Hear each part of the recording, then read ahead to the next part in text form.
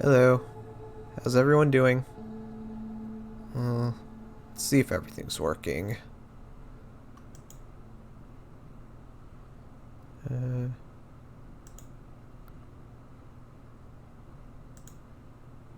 Alright. That should work. Okay. And one moment.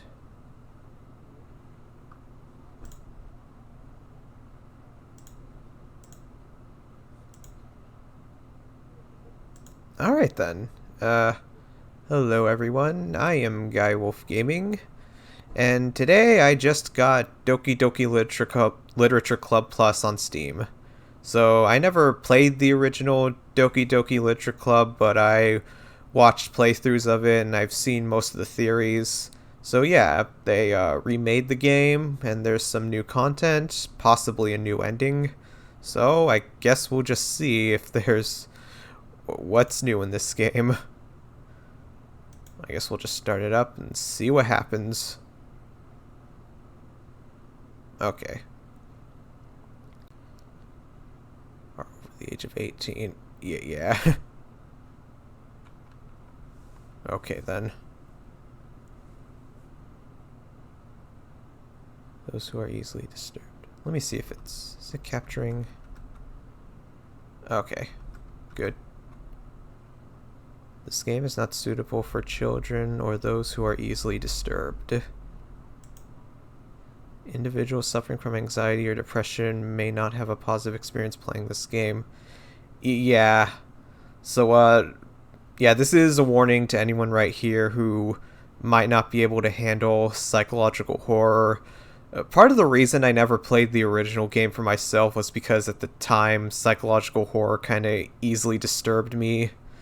So I didn't want to, like, play it for myself. But, I think I can handle it now. But, yeah, to anyone who might be easily disturbed, yeah, I probably don't watch this if stuff like psychological horror does easily disturb you. No. So if you don't think you can handle it, then yeah, there's no shame in, backing out. Okay. I just noticed my tags don't say horror. Let me fix that real quick. I was hoping they would automatically have that with Twitch. Yeah, I'm gonna add horror to one of my tags. Oh shit, you can't.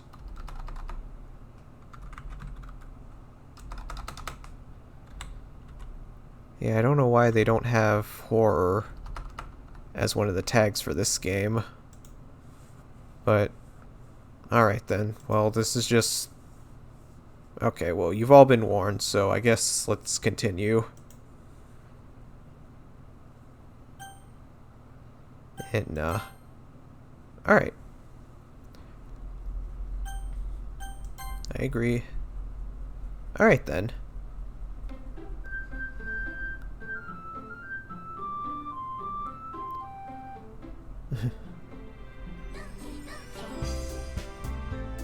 Wow. Okay then. And my name, we'll just put Guy Wolf. I guess that's it. Hey!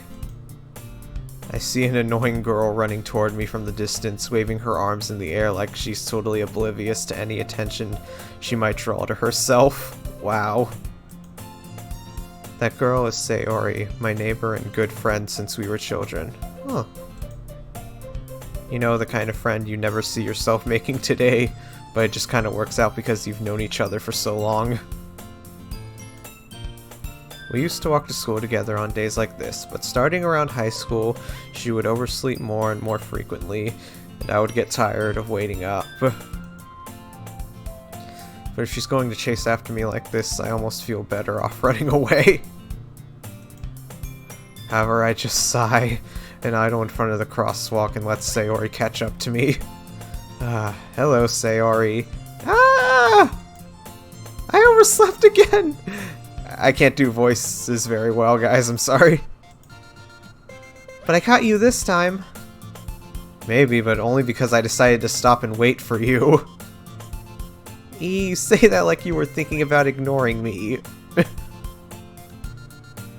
That's mean, Guy. Well, if people start staring at you for acting weird, then I don't want them to think we're a couple or something. Fine, fine. But you did wait for me after all.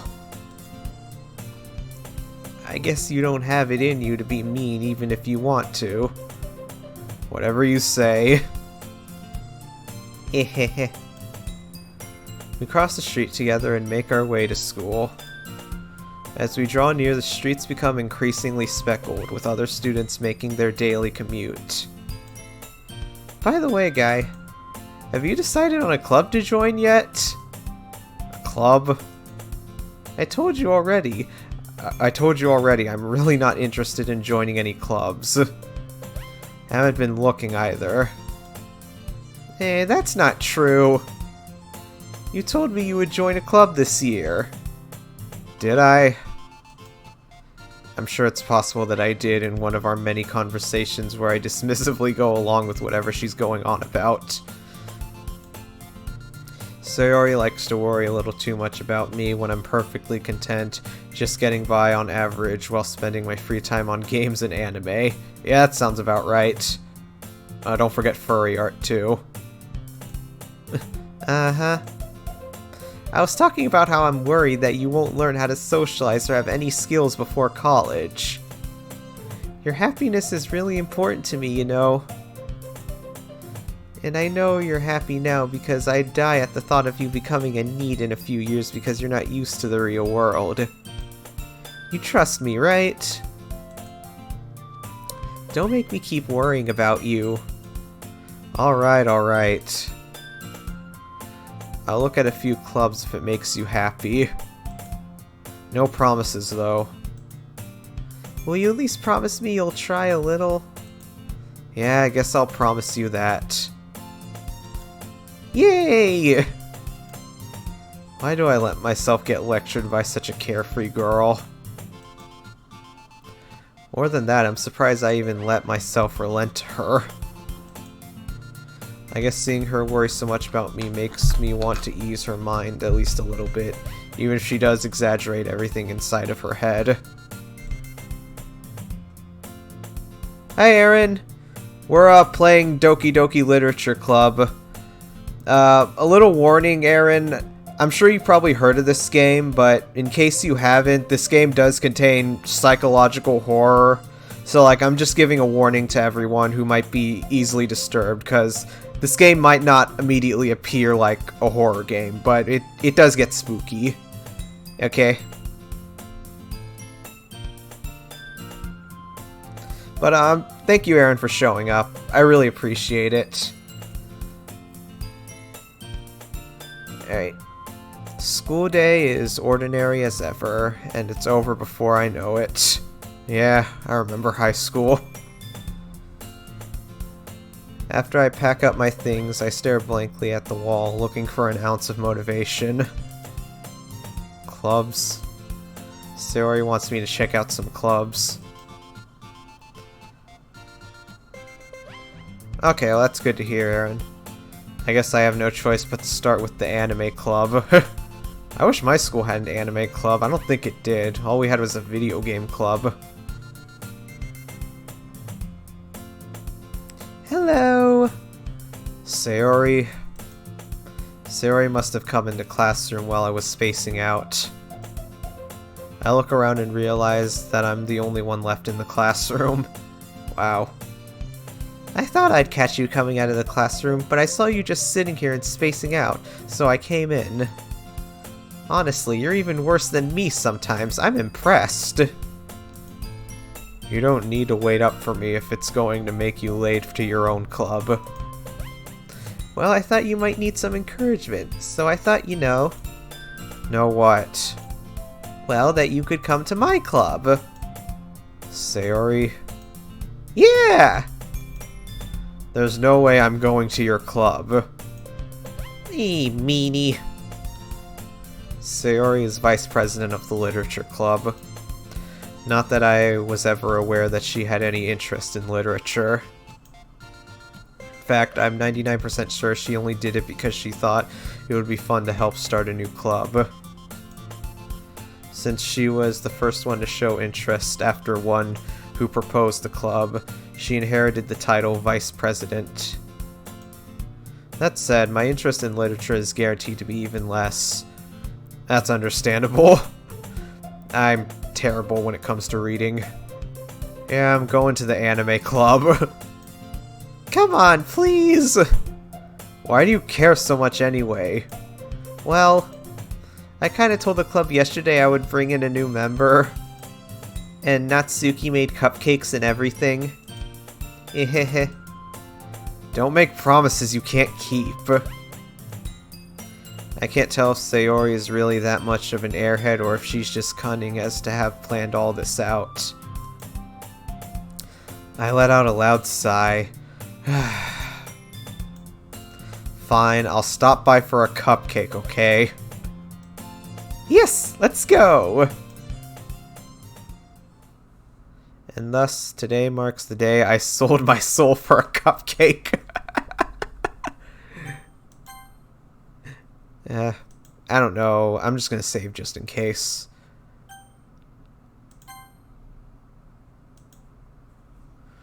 I dejectedly follow Sayori across the school and upstairs, a section of the school I rarely visit. Sayori, full of energy, swings open the classroom door. Everyone, the new member is here. I told you, don't call me a new member. I glance around the room. Welcome to the literature club. It's a pleasure meeting you. Sayori always says nice things about you. Seriously? You bought a boy? Way to kill the atmosphere. Ah, Guy Wolf. What a nice surprise. Welcome to the club. All words escape me in this situation. This club is full of incredibly cute girls. What are you looking at? If you want to say something, say it. Sorry. Natsuki. The girl with the sour attitude, whose name is apparently Natsuki, is one I don't recognize. Her small figure makes her look like a first-year student. She is also the one who made cupcakes, according to Sayori. You can just ignore her when she gets moody. Sayori says that quietly into my ear, then turns back towards the other girls. Anyways, this is Natsuki, always full of energy. And this is Yuri, the smartest in the club. Don't say things like that. Yuri, who appears comparably more mature and timid, seems to have a hard time keeping up with people like Sayori and Natsuki. Well, it's nice to meet both of you. And it sounds like you already know Monika, is that right? That's right. It's great to see you again, Guy Wolf. Monika smiles sweetly. We do know each other well. We rarely talk, but we were in the same class last year. Monika was probably the most popular girl in class. Smart, beautiful, athletic. Basically, completely out of my league. So having her smile at me so genuinely feels a little... You know... You too, Monika. Come sit down, Guy. We made room for you at the table, so you can sit next to me or Monika. I'll get the cupcakes. Hey, I made them! I'll get them! Sorry, got a little too excited. Then how about I make some tea as well? The girls have a few desks arranged to form a table. As Sayori mentioned, it's been widened so that there is one space next to Monika, and one space next to Sayori.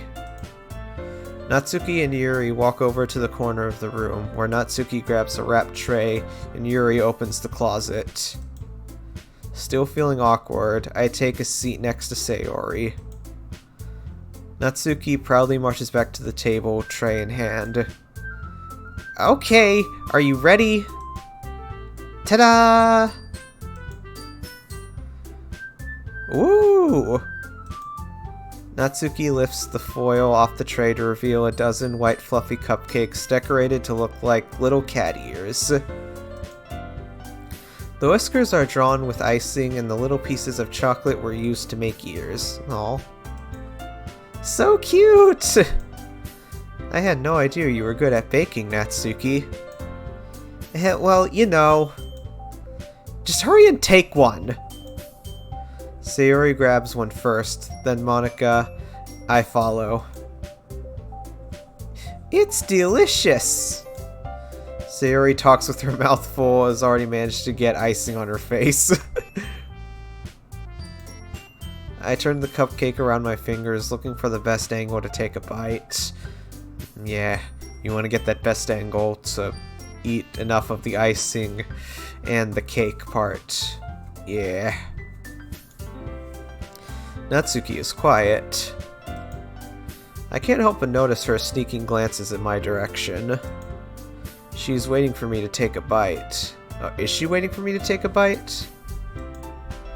I finally bite down. The icing is sweet and full of flavor. I wonder if she made it herself. This is really good. Thank you, Natsuki. Why are you thanking me? It's not like I... Haven't I heard this somewhere before? Made them for you or anything. I thought you technically did. Sayori said, well, maybe. But not for you, you know, you, dummy. Alright, alright. I give up on Natsuki's weird logic and dismiss the conversation. Yuri returns to the table, carrying a tea set. She carefully places a teacup in front of each of us before setting down the teapot next to the cupcake tray. You keep a whole tea set in this classroom?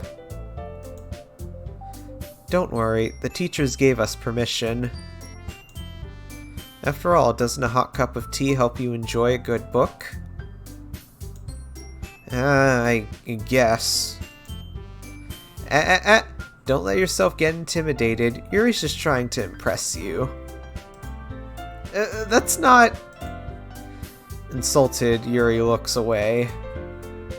I meant that, you know... I believe you. Well, tea and reading might not be a pastime for me, but I at least enjoy tea. I'm glad. Yuri faintly smiles to herself in relief. Monica raises an eyebrow, then smiles at me. So what made you consider the literature club? I was afraid of this question. Something tells me I shouldn't tell Monica that I was practically dragged here by Sayori. Well, I haven't joined any clubs yet, and Sayori seemed really happy here, so... That's okay, don't be embarrassed. We'll make sure you feel right at home, okay? As president of the Literature Club, it's my duty to make the club fun and exciting for everyone. Monica, I'm surprised. How come you decided to start your own club? You could probably be a board member for any of the major clubs. Weren't you the leader of the debate club last year? Well, you know, to be honest, I can't stand all the politics around the major clubs. Feels like nothing but arguing about the budget and publicity and how to prepare for events. I'd much rather take something I personally enjoy and make it something special out of it. And if it encourages others to get into literature, then I'm fulfilling that dream. Monica really is a great leader. Yuri also nods in agreement. Then I'm surprised there aren't more people in the club yet. It must be hard to start a new club. You could put it that way. Not many people are very interested in putting out all the effort to start something brand new. Especially when it's something that doesn't grab your attention, like literature. You have to work hard and convince people that you're both fun and worthwhile. But it makes school events like Festival that much more important. I'm confident that we can really grow this club before we graduate. Right, everyone? Yeah! We'll do our best. You know it! Everyone enthusiastically agrees. Such different girls, all interested in the same goal. Monica must have worked really hard just to find these three. Maybe that's why they were all so delighted by the idea of a new member joining. Though, I still don't really know if I can keep up with their level of enthusiasm about literature. So Guy, what kind of things do you like to read? Well, considering how little I've read the past few years, I don't really have a good way of answering that, right? Manga. I mutter quietly to myself, half joking. Natsuki's head suddenly perks up. It looks like she wants to say something, but she keeps quiet. Hydrate a little bit. Hey. Not much of a reader, I guess. Well, that can change. What am I saying? I spoke without thinking after seeing Yuri's sad smile. Anyway, what about you, Yuri? Well, let's see. Yuri traces the rim of her teacup with her finger. My favorites are usually novels that build deep and complex fantasy worlds. The level of creativity and craftsmanship behind them is amazing to me. And telling a good story in such a foreign world is equally impressive. Yuri goes on, clearly passionate about her reading. She seems so reserved and timid since the moment I walked in, but it's obvious by the way her eyes light up that she finds her comfort in the world of books, not people. But, you know, I like a lot of things. Stories with deep psychological elements usually immerse me as well. Huh. Isn't it amazing how a writer can so deliberately take advantage of your own lack of imagination to completely throw you for a loop? Anyway, I've been reading a lot of horror lately. I read a horror book once. I desperately grasped something I can relate to at a minimal level. At this rate, Yuri might as well be having a conversation with a rock. Really, I wouldn't have expected that, Yuri. For someone as gentle as you. I guess you could say that. But if a story makes me think, or takes me to another world, then I really can't put it down. Surreal horror is often very successful at changing the way you look at the world, if only for a brief moment. Yep. Ugh, I hate horror. Oh, why's that?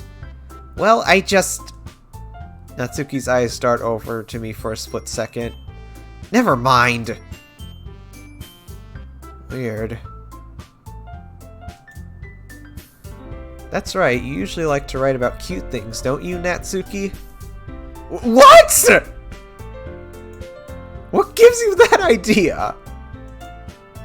You left a piece of scrap paper behind last club meeting. It looked like you were working on a poem called... Don't say it out loud! And give that back! Fine, fine. Hey, your cupcakes, your poems... Everything you do is just as cute as you are. Sayori settles behind Natsuki and puts her hands on her shoulders. I'm not cute!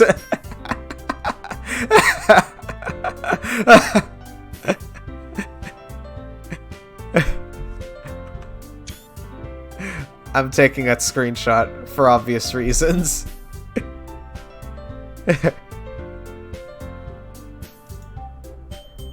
Natsuki, you write your own poems?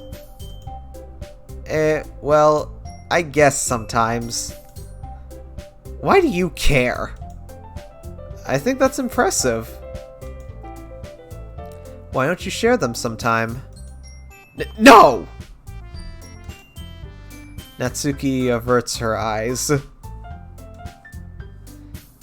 You wouldn't like them.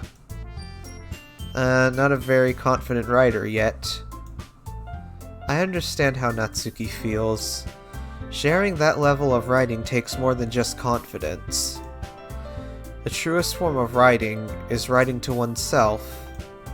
You must be willing to open up your readers, exposing your vulnerabilities, and showing even the deepest reaches of your heart. Do you have writing experience too, Yuri? Maybe if you share some of your work, you can set an example and help Natsuki feel comfortable enough to share hers. I guess it's the same for Yuri. Aw, I wanted to read everyone's poems. We all sit in silence for a moment. Okay. I have an idea, everyone. Huh?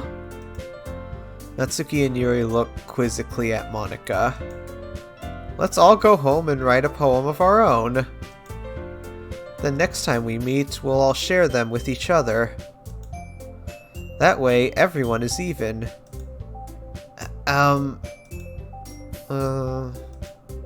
Yeah! Let's do it!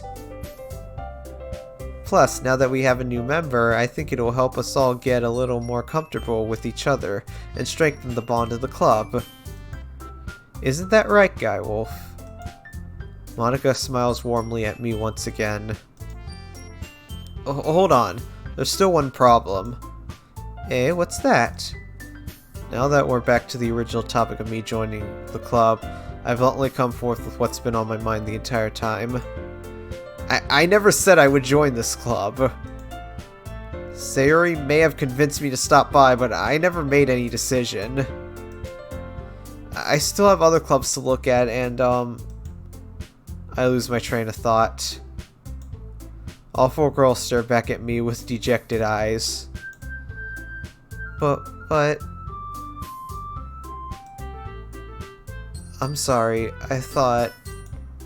Huh! Guy... You all... I'm defenseless against these girls. How am I supposed to make a clear-headed decision when it's like this?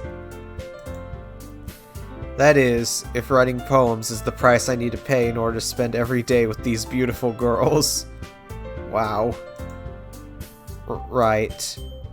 Okay, I've decided then. I'll join the literature club. One by one, the girls' eyes light up. Yes! I'm so happy! Sayori wraps her arms around me, jumping up and down. Hey... You really did scare me for a moment. If you really just came for the cupcakes, I would be super pissed. Then that makes it official. Welcome to the Literature Club. Thanks, I guess. Okay, everyone. I think with that we can officially end today's meeting on a good note. Everyone remember tonight's assignment. Write a poem to bring it to the next meeting so we can all share. Monika looks over at me once more. Guy, I look forward to seeing how you express yourself. Yeah.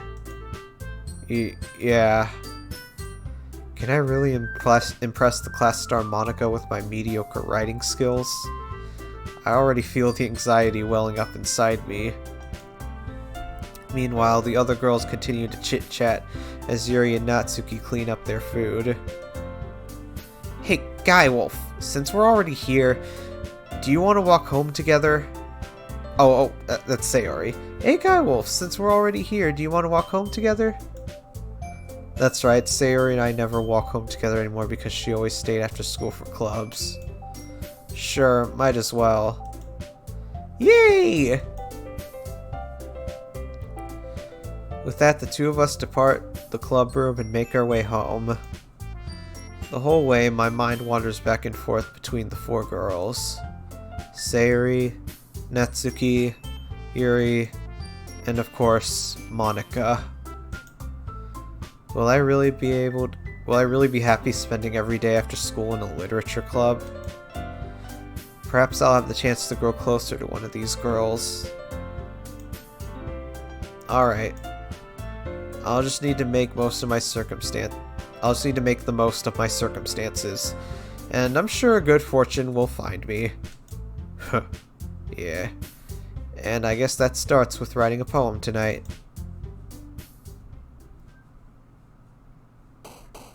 It's time to write a poem. Pick words you think your favorite club member will like. Something good might happen with whoever likes your poem the most.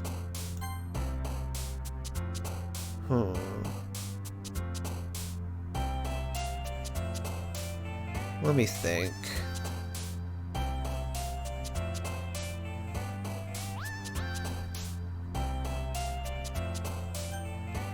I guess we can save right here. Alright. What kind of poem should I write?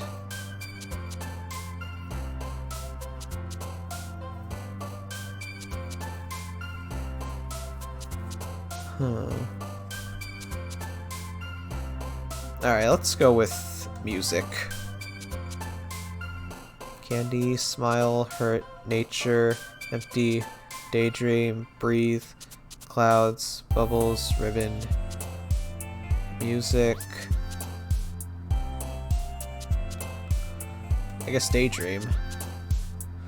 Valentine, cute, contamination, death, captive, landscape, massacre, sugar, misfortune, party.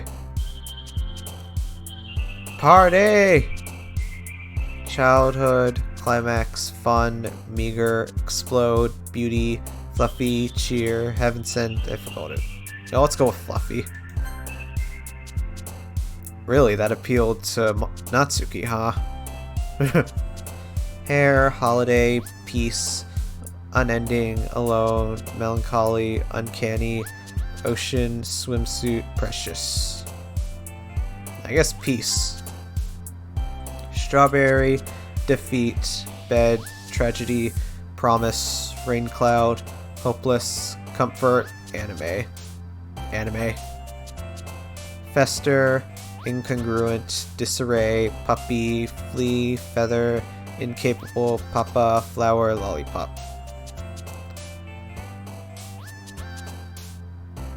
Doki Doki Poetry Slam. Unlocked achievement. I guess puppy. Milk, universe, depression, marshmallow, wonderful, Doki Doki. What happens if I click this? Alright. Mouse, unrestrained, whistle, shiny, tears, kiss, bouncy, cage, cheeks, entropy. Mouse. Uncontrollable, sadness, memories, vibrant, vacation, intellectual, fireworks, infinite, summer, jumpy.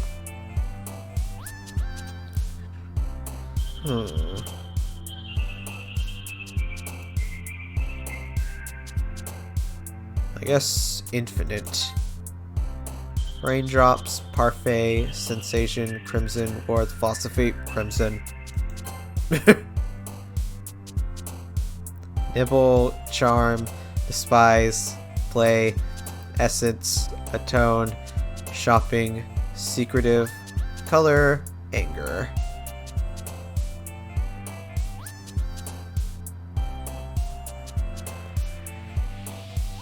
I guess shopping. Portrait, marriage, games, vitality, dark, heartbeat, twirl, insight, broken, poof. We'll go with games. Fickle, kawaii, definitely. Lust, vivid, embrace, hope, imagination, journey, love, fantasy, skipping, judgment. I guess fantasy. Dream, sing, pleasure, flying, existence, misery, suicide, peaceful. I guess existence. Infallible, adventure, after image, sunny, treasure. Boop! Vanilla, passion, heart, covert, inferno, together, nightgown, disaster, family, pain. I guess passion.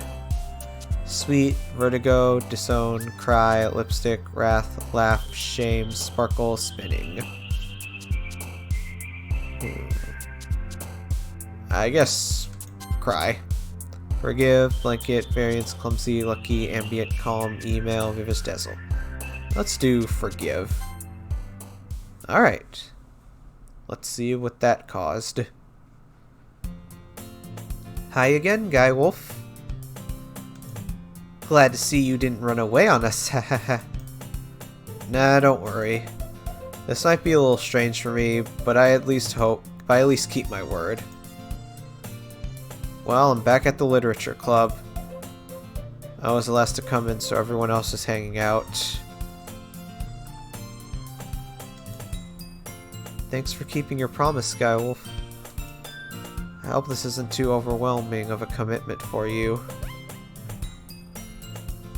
Making you dive headfirst into literature when you're not accustomed to it. Oh, come on! Like he deserves any slack. Sayori told me you didn't even want to join any clubs this year. And last year, too.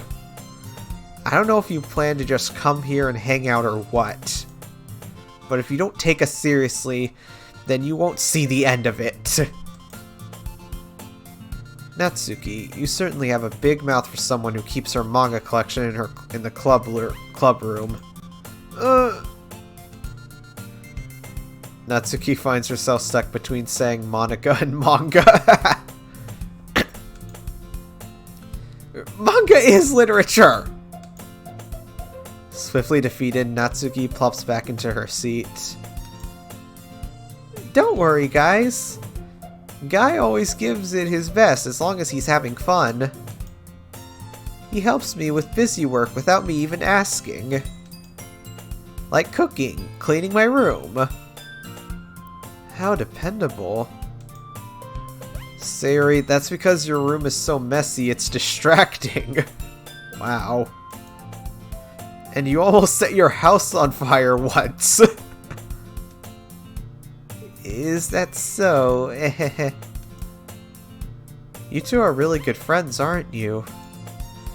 I might be a little jealous.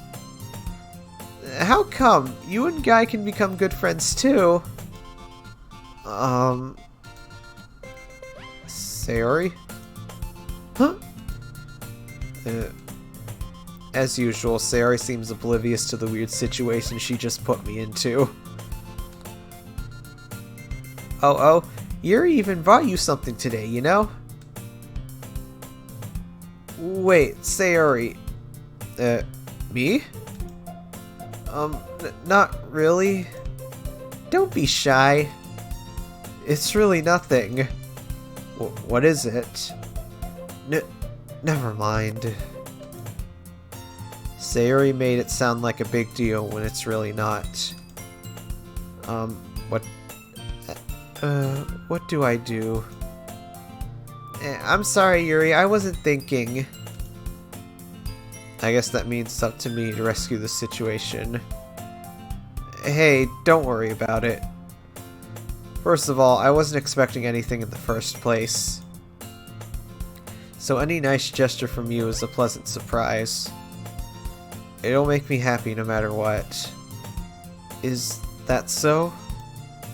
Yeah, I won't make it a big deal if you don't want it to be. Alright. Well, here. Yuri reaches into her bag and pulls out a book. I didn't want you to feel left out, so I picked out a book that I thought you might enjoy. It's a short read, so it should keep your attention, even if you don't usually read. And we could, you know, discuss it if you wanted. This is... How is this girl accidentally being cute? She even picked out a book she thinks I'll like, despite me not reading much. Yuri, thank you. I'll definitely read this. I enthusiastically take the book. Phew. Well, you can read it at your own pace. I look forward to hearing what you think. Now that everyone's settled in, I expect Monika to kick off some scheduled activities for the club.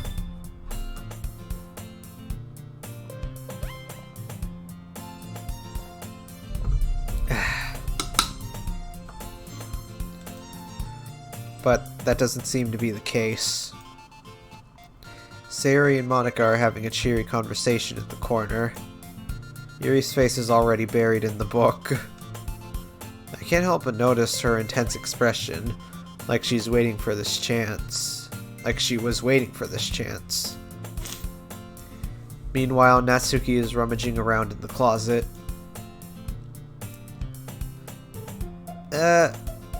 I hear Natsuki utter an exasperated sigh within the closet.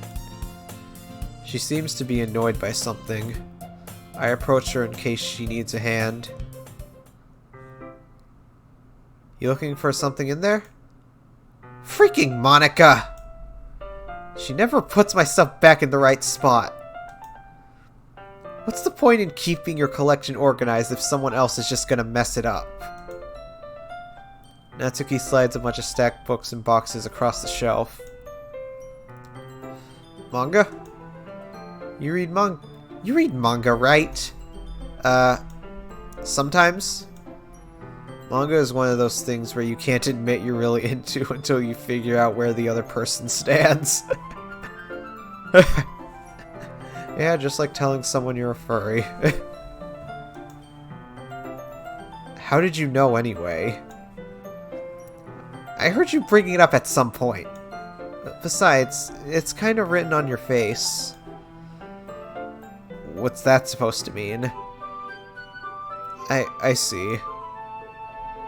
There's a lone volume of manga amidst a stack of various books on the side of one of the shelves. Curious, I pull it out of the stack. There it is! Natsuki snatches it out of my hand. She then turns to a box of manga and slips the volume right into the middle of the rest. Ah, much better. Seeing a box set with the book missing is probably the most irritating sight in the world. I know that feel. I get a closer look at the box set she's admiring. Parfait Girls? It's a series I've never heard of in my life.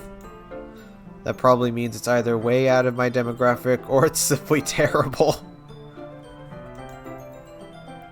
If you're gonna judge, you can go do it through the glass on that door. She points to the classroom door. I wasn't judging anything. I didn't even say anything. It was the tone of your voice. But I'll tell you one thing, Guy. Consider this a lesson straight from the Literature Club. Don't judge a book by its cover. In fact, Natsuki pulls out the first volume of Parfait Girls from the box. I'm going to show you exactly why. She shoves the book right into my hand. I stare at the cover. Features 4 girls in colorful attire, striking animated feminine poses. It's exceedingly moe. Don't just stand there. Ooh-ah. He almost said ooh-oo. Natsuki grabs my arm and pulls me out of the closet. She then takes a seat against the wall beneath the windowsills. She pats on the ground next to her, signaling me to sit there. Wouldn't chairs be more comfortable? I take my seat. Chairs wouldn't work. We can't read at the same time like that. Ew, why is that? I guess it's easier to be close together like this. Don't just say that! You'll make me feel weird about it. Natsuki crosses her arms and scooches an inch away from me. Sorry. I didn't exactly expect to be sitting this close to her either. Not that I can say it's a particularly bad thing. I open the book. It's only a few seconds before Natsuki once again inches closer, reclaiming the additional space while she hopes I won't notice. I can feel her peering over my shoulder, much more eager to begin reading than I am. Wow, how long has it been since I read the beginning? Huh? You don't go back and flip through the older volumes every now and then? Not really. Maybe sometimes after I finish the series, already finished the series. Hey, are you paying attention? I am, but nothing's really happened yet, so I can't talk at the same time. It looks like it's about a bunch of friends in high school. Typical slice of life affair. I kind of grew out of these since it's rare for the writing to be entertaining enough to make up for the lack of plot. So, what should I expect from this? Is there going to be plot? Well, obviously. You think I wouldn't enjoy something that didn't have a plot? You think I would enjoy something that didn't have a plot? I mean, well, I guess I know what you're saying. A lot of the beginning is about simple things. Like, there's a really funny chapter where they're obsessed with the guy at the ice cream shop. But that just helps you get to know the characters. And besides, it's still entertaining. But later on, there's all kinds of drama. Like when they get into all their backstories, and when some of the romance starts to happen. That's really what makes it so good. There are so many touching parts. Ah, is that so? Sounds like you really know what you're talking about. Maybe I underestimated you. Hey, wait. What's that supposed to mean?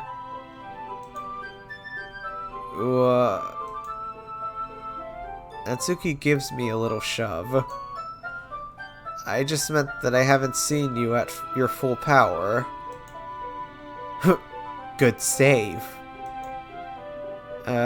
This chapter seems like it's about baking. This is just a guess, but is there a lot of baking in this manga? Well, Natsuki pauses for a moment as if she doesn't want to admit something.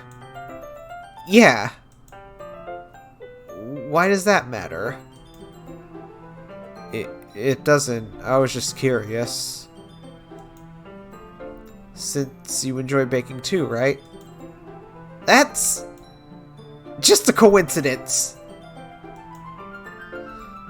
I just happened to get into baking around the same time I got this manga. Like I would ever get into anything because it's in a manga. I feel bad for anyone that impressionable.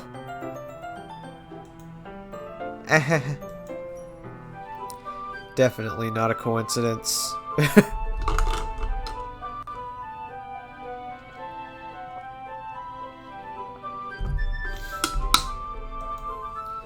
I guess that explains Natsuki's interest in baking. Still, of all the hobbies to pick up from a manga, that's definitely one of the better ones. Not to mention she's really good at it, so who am I to judge? Oh. We read on for a few more minutes. I finished a couple chapters at this point. Are you sure this isn't boring for you? It's not. Even though you're just watching me read? Well, I'm fine with that. If you say so. I guess it's fun sharing something you like with someone else. I always get excited when I convince any of my friends to pick up a series I enjoy. You know what I mean? You don't? That's not... Well, I wouldn't really know. What do you mean? Don't you share your manga with your friends? Could you not rub it in? Jeez. Sorry.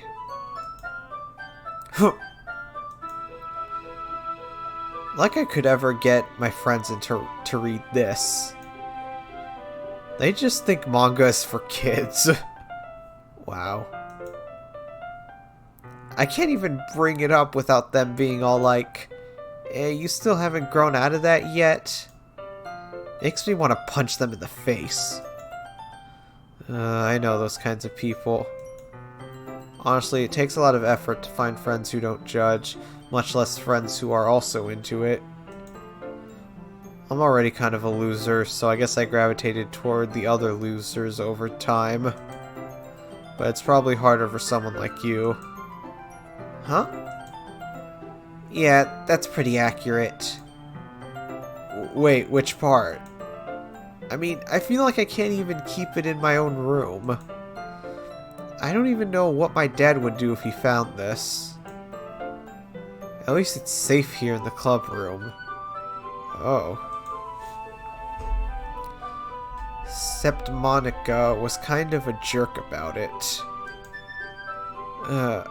I just can't win, can I? Well, it paid off in the end, didn't it? I mean, here I am reading it. Well, it's not like that solves any of my problems. Maybe. But at least you're enjoying yourself, right? So?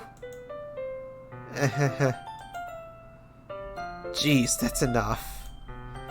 Are you gonna keep reading or what? Yeah. I flipped the page. Suddenly, Natsuki starts laughing. I totally forgot that happened. Natsuki puts her finger on one of the panels. Minori is my favorite character. You always feel a little bad for her since she's so unlucky. But it gets especially bad when... I shouldn't be talking about that yet. Just finish this chapter. Natsuki's voice sparkles with excitement. It's a stark contrast to her usual bossy tone. But if she's not used to sharing her favorite manga with her friends, I can understand why. It's hard to express in words the feeling you get when connecting with someone like that. And being able to provide that to Natsuki, for whom it's a rare experience. The thought makes me smile a little to myself. Okay, everyone. Are you all ready with today's poems? Oh, come on! Could your timing be any worse? Sorry. I just need to make sure we have enough time. Though, you do look pretty cozy over there.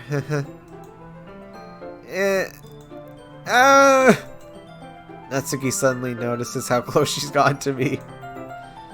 She hastily slides herself a good 12 inches away from me. Alright. Guess I'll stop here for now. I close the book and hand it towards Natsuki. You're just giving it back? Don't you want to know what happens? Yeah, but Monica just said, "Don't be dumb. Just take it home with you." Eh? Is that really alright? I say that mostly because I really didn't plan on using my spare time to read this. Well, of course. It would take forever to finish if you didn't take it home. Just finish that one before tomorrow so we can start the next one. And if it gets bent, I'll kill you. By tomorrow? I only got partway through the volume so far. I might fall behind on some shows if I try to get through this. But I suppose that's a necessary sacrifice in exchange for seeing Natsuki's enthusiastic face. Or am I more scared of what'll happen if I don't finish it? Alright then. I stand up. I return to where I put my stuff, carefully slip the book into my bag. By the way, did you remember to write a poem last night? Yeah.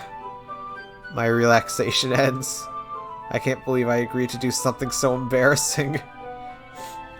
Couldn't really find much inspiration since I've never really done this before. Well, now that everyone's ready, why don't you find someone to share it with? I can't wait! Sayori and Monica enthusiastically pull out their poems.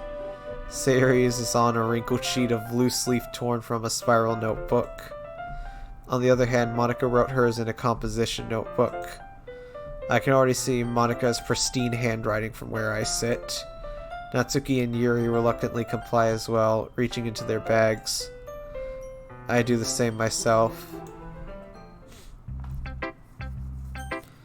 Who should I share my poem to first?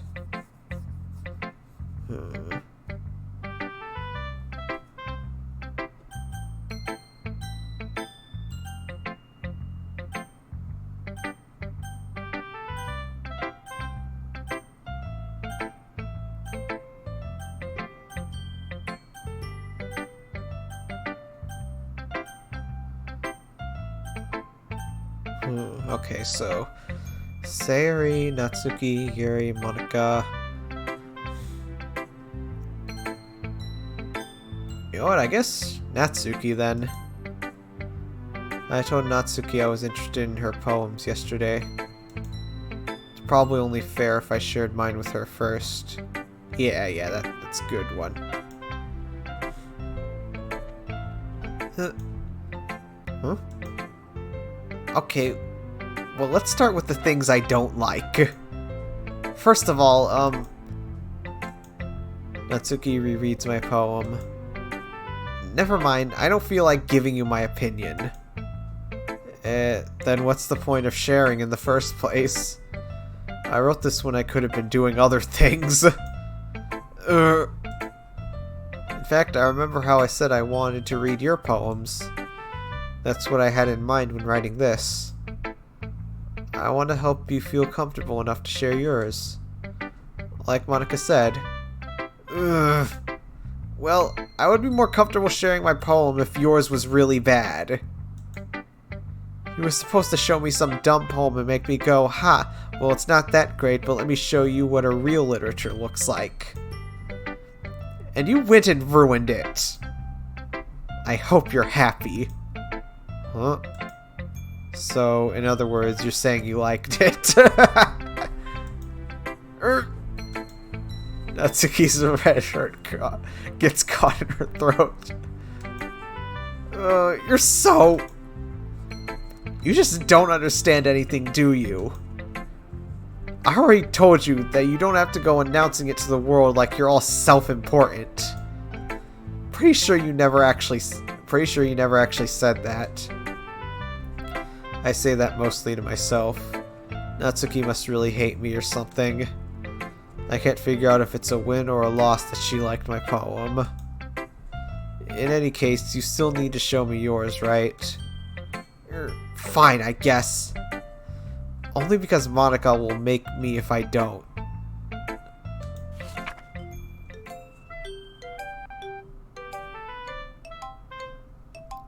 Eagles can fly, monkeys can climb, crickets can leap, horses can race, owls can seek, cheetahs can run, eagles can fly, people can try, but that's about it. Ah, I like this music.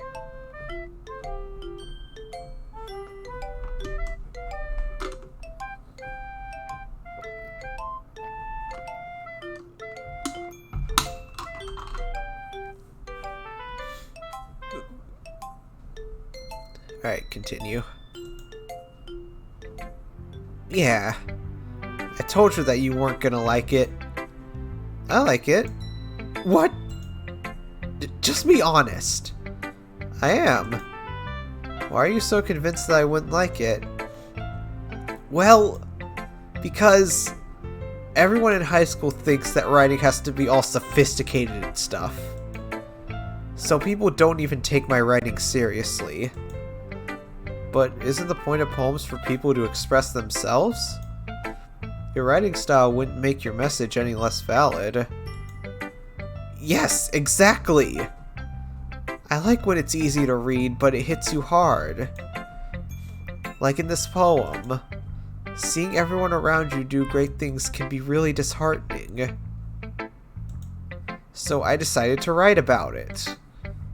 Yeah, I understand. But the other nice thing about simple writing is that it puts more weight on the wordplay. Like I set up for a rhyme at the end, but then made it full flat on purpose. It helps bring out the feeling in the last line. So, you did?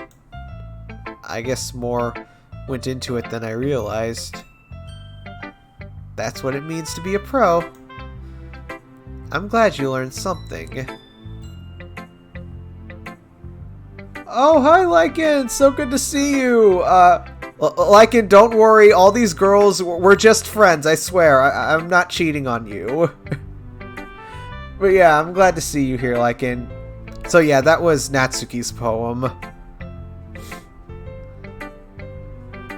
I'm glad you learned something. Didn't expect that from the youngest one here, did you? Yeah, I guess not. I decided to humor her with that last comment. I don't really care how old everyone is, but if Natsuki is feeling proud, then I won't take that away from her. Lycan. We're just friends, Lycan, I swear. Okay? No, her poem was good. I mean...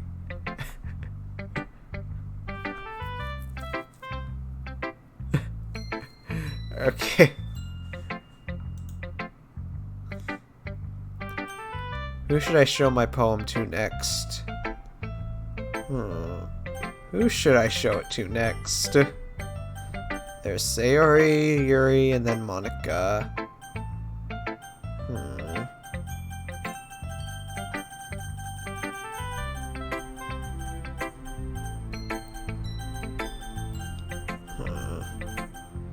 I guess... Let's do Sayori. Oh, this is a really good poem, Guy. Are you sure it's your first time? Of course. It's not that good. I'm the kind of guy who would be writing poems in his spare... Am I the kind of guy who would be writing poems in his spare time? I guess you're right. But that's why it impressed me.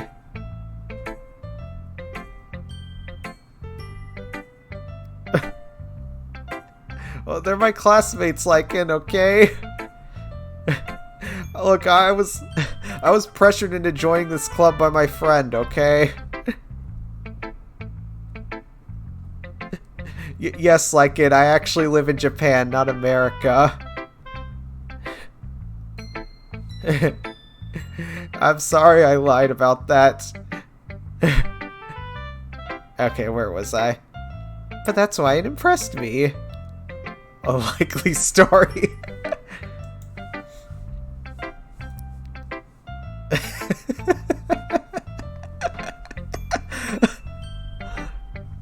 Well, to be honest, I was afraid that you wouldn't do it seriously. or that you wouldn't write one at all. I'm really happy that you wrote one. It just reminds me of how you're really a part of the club now. Not to mention the fact that I'm standing in front of you in the club room. Well, of course. I'm not really into it yet, but that doesn't mean I'll break my promise. See? It's like I said before, Guy. Ah, God, no update. Hold on, my laptop.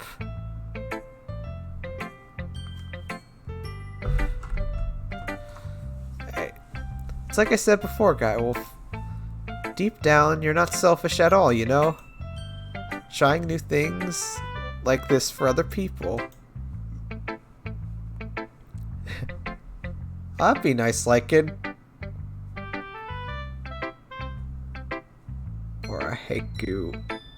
What does that mean, haiku? I mean, if you wrote a poem like it, I'd really love to hear it. I don't know if you ever heard, but last night I was on Sonic Gut's stream and I was singing with him. So if you want to go to the VOD, it's about like 7.5 hours in. Me and him start singing different songs. I sang Bring Me to Life, Bad Apple, and Simple and Clean. That's something that only really good people do. Thanks, Sayori.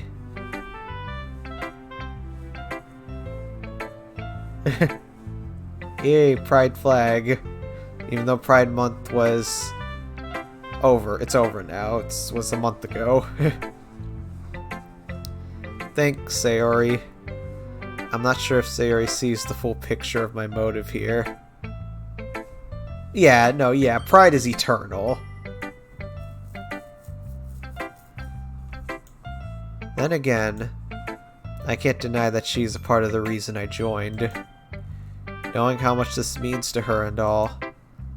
Yeah! And I'm gonna make sure that you have lots of fun here, okay? That will be my way of thanking you. Alright, I'm going to hold you to that then. Yay! Now you'll read my poem too, right? Don't worry, I'm really bad at this. We'll see about that. Dear sunshine, the way you glow through my blinds in the morning, it makes me feel like you missed me, kissing my forehead to help me out of bed, making me rub the sleep from my eyes. Are you asking me to come out and play? Are you trusting me to wish away a rainy day? I look above, the sky is blue. It's a secret, but I trust you too. If it wasn't for you, I could sleep forever, but I'm not mad. I want breakfast. Oh, that's a beautiful poem. Sayori. This is just a guess, but... yeah, that was a really great poem. Yeah. Did you wait until this morning to write this? No! Just a little bit. You can't answer just a little bit to a yes or no question. I forgot to do it last night. Well, at least that makes me feel a little better about myself. Don't be mean. I still tried my best. Yeah. I didn't mean to say that it was a bad poem. It came out nice, or how should I put it? It sounds just like you. Yeah, right, we all want breakfast in the morning. Really?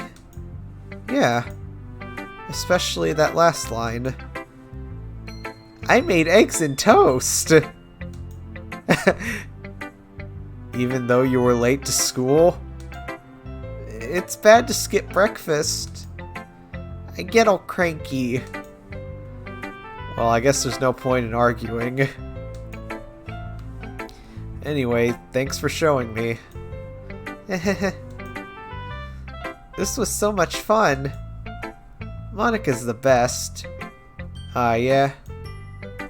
but next time I won't forget. I'm gonna write the best poem ever. Well, I guess I look forward to it. Who should I show my poem to next? I guess next will be Yuri.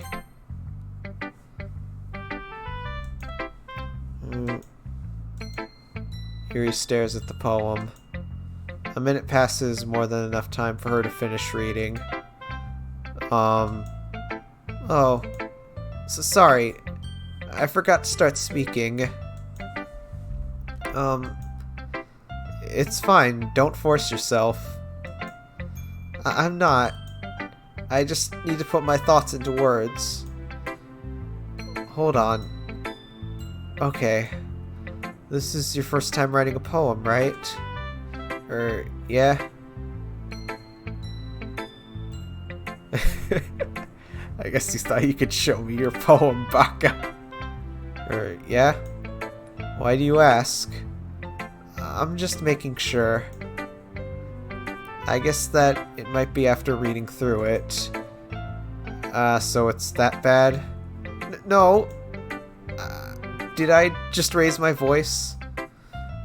I'm so sorry. Yuri buries her face in her hands. I couldn't help but notice that it's been several minutes and we really haven't gotten anywhere.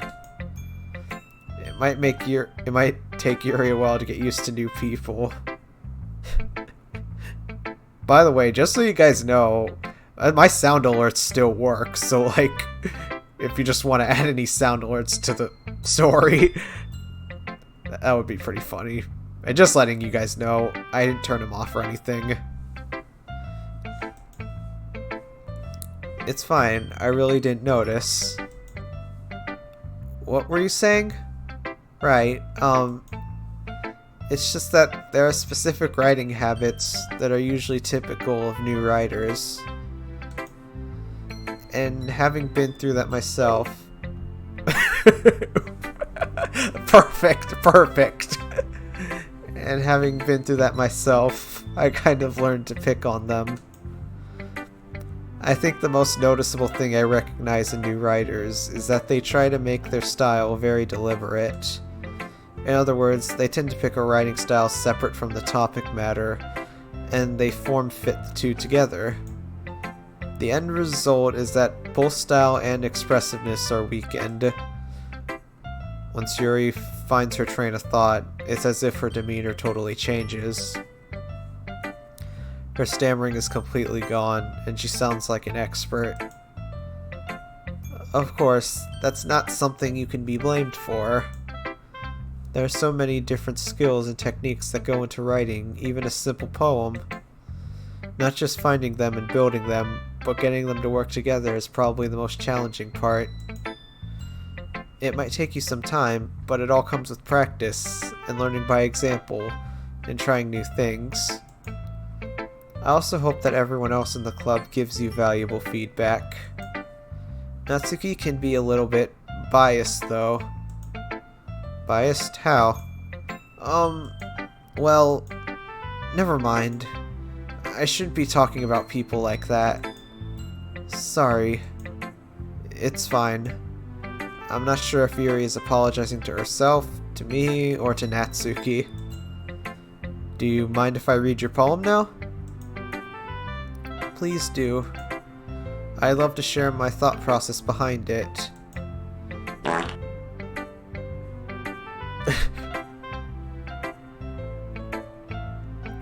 Yuri smiles dreamily, as if that's a rare opportunity for her. Which itself is kind of funny. After all, isn't this supposed to be a literature club? Ghost under the light. The tendrils of my hair illuminate beneath the amber glow. Bathing. It must be this one. The last remaining streetlight to love whistlehood.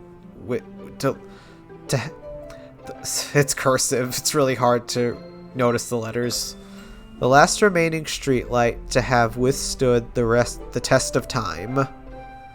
The last yet to be replaced by the sickening blue-green hue of the future.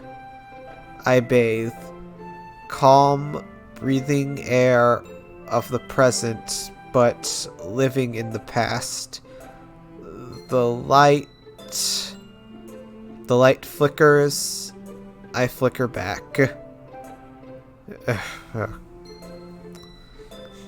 Cursive is honestly hard to read. I understand you need to know it to sign stuff, but like, what? I mean, it looks fancy, but like, why do you gotta make it so hard to read?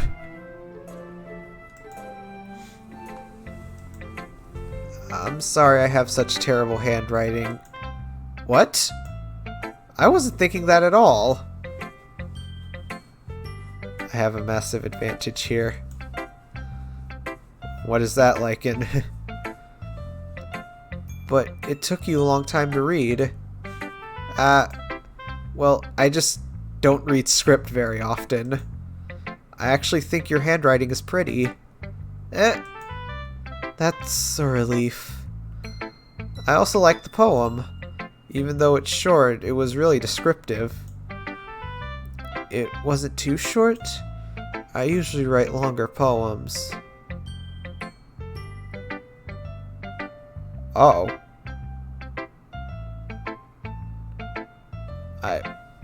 Okay then. I didn't think... My writing is terrible, so I find it easier to read cursive handwriting. Huh. That's interesting. Not at all. I'm really glad you like it. I'll be honest. Since it's our first time sharing, I wanted to write something a little more mild. Something easy to digest, I suppose. Are you into ghosts, Yuri? Actually, the story isn't about a ghost at all. Really? I must have totally missed the point. Well, I suppose you did only glance over it after all. But remember that poets often express their own thoughts, feelings, and experiences in their work. They usually do more than tell a simple story or paint a picture. In this case, perhaps the subject of the poem is only being symbolically compared to a ghost. Lingering in her last remaining place of comfort, unable to let go of the past, and soon to be left with nothing. That's a lot more solemn, putting it that way. I hadn't even thought of that. That's impressive. It's nothing, really. Well, it makes me happy that you think that. Just remember that it won't be long before you pick up on these things, too. Yeah, maybe you're right. I guess I'll have to keep trying. I'm counting on you. Who should I show? Okay, I guess last but not least, Monica. Hi, GuyWolf. Having a good time so far? Yeah. Good, glad to hear it. By the way, since you're new and everything, if you ever have any suggestions for the club, like new activities or things we can do better, I'm always listening. Don't be afraid to bring things up, okay? Alright, I'll keep that in mind. Yeah. Oh, I like it, no.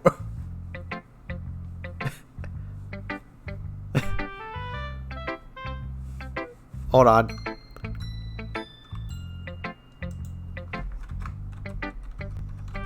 Give me one moment.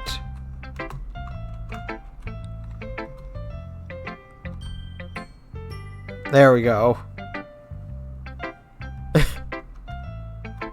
You're in a timeout, Lycan. No.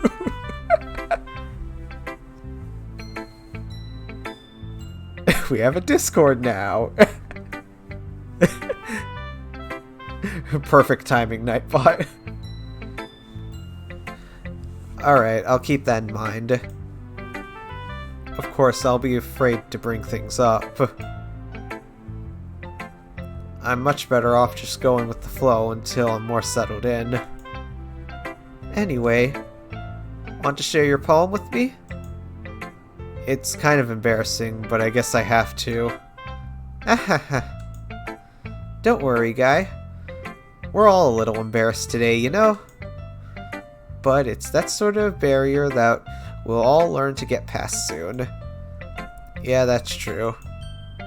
I hand Monica my poem. I like it, GuyWolf. Really? It's a lot cuter than I expected. Oh, jeez. No. It kind of makes me think of something Natsuki would write. And she's a good writer, too. So take that as a compliment. If you say so. Yep. There are lots of poems or stories out there that are no more than a few simple words. They can be funny, endearing, or even sad. And sometimes they're only a few lines long. They might even feel like they're written for kids, but if you think about them, they can express views of the world that would apply to anybody. I see. So you're saying that Natsuki is kind of like that. Sort of. Maybe she's not an expert, but you probably won't find much filler in her poems. They might be easy to write, but they're super challenging to get the meaning through. So I can see why it would be your kind of poem to explore. I'm sure I'll end up trying different things a lot. It could take a while before I feel comfortable doing this. That's okay. I'd love to see you try new things. That's the best way to find the kind of style that suits you. Everyone else might be a little bit biased toward their own kinds of styles, but I'll always help you find what suits you the most. So don't force yourself to write the way everyone else wants you to write. It's not like you have to worry about impressing them or anything. Anyway, do you want to read my poem now? Don't worry, I'm not very good. You sound pretty confident for someone who claims to not be very good. Well, that's 'cause I have to sound confident. That doesn't mean I always feel that way, you know? I see. Well, let's read it then. Hole in a wall. It couldn't have been me. See the direction the sparkle protrudes. A noisy neighbor? An angry boyfriend? I'll never know. I wasn't home. I peer inside for a clue. No, I can't see.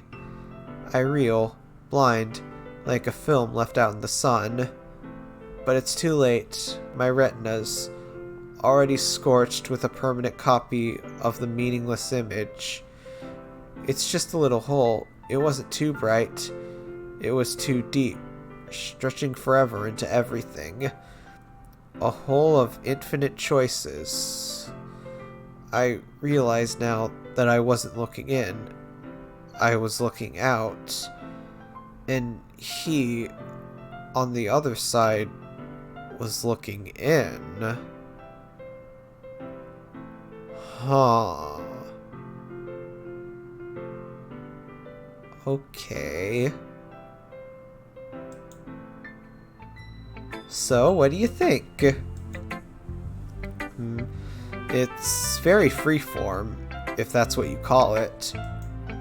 Sorry, I'm not really the right person to ask for feedback. It's okay.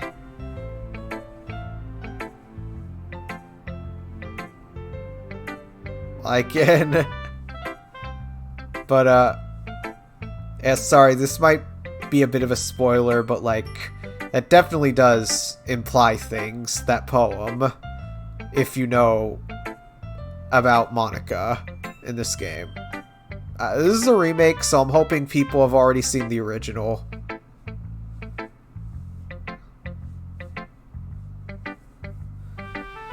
It's okay.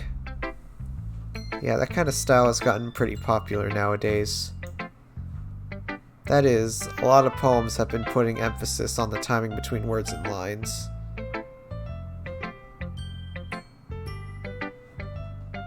I guess. Like, have you seen the original game at all?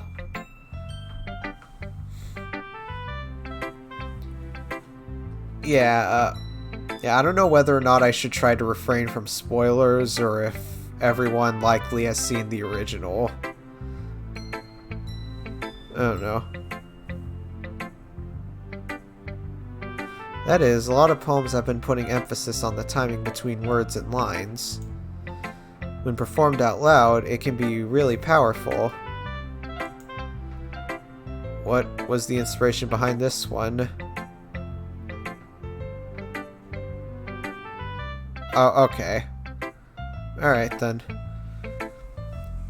What was the inspiration behind this one? Well, I'm not sure if I know how to put it. I guess you could say that I had some kind of epiphany recently. It's been influencing my poems a bit. An epiphany? Yeah, something like that. I'm kind of nervous to talk about deep stuff like that because it's kind of coming on strongly. Maybe after everyone is better friends with each other. Anyway, here's Monica's writing tip of the day.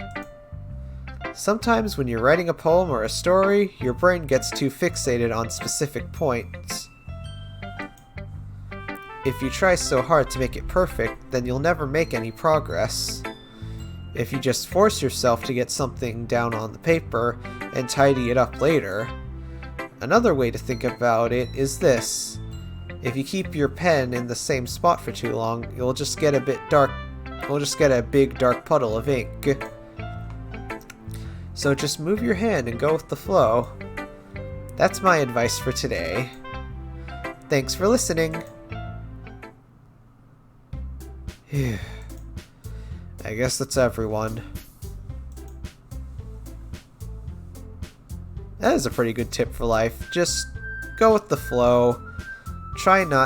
Don't focus on perfection or anything. You know, I'm not good with words.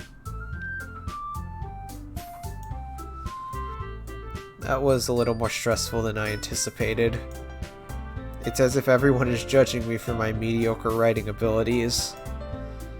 Even if they're just being nice, there's no way my poem can stand up to theirs. This is a literature club after all. I sigh. I guess that's what I ended up getting myself into. Across the room, Sayuri and Monica are happily chatting. My eyes land on Yuri and Natsuki. They gingerly exchange sheets of paper, sharing their respective poems. As they read in tandem, I watch each of their expressions change. Natsuki's eyebrows furrow in frustration. Meanwhile, Yuri smiles sadly. What's with this language? Eh? Did you say something? Oh, it's nothing. Natsuki dismissively returns the poem to the desk with one hand.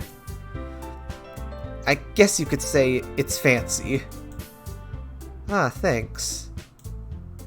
Yours is cute. Cute?!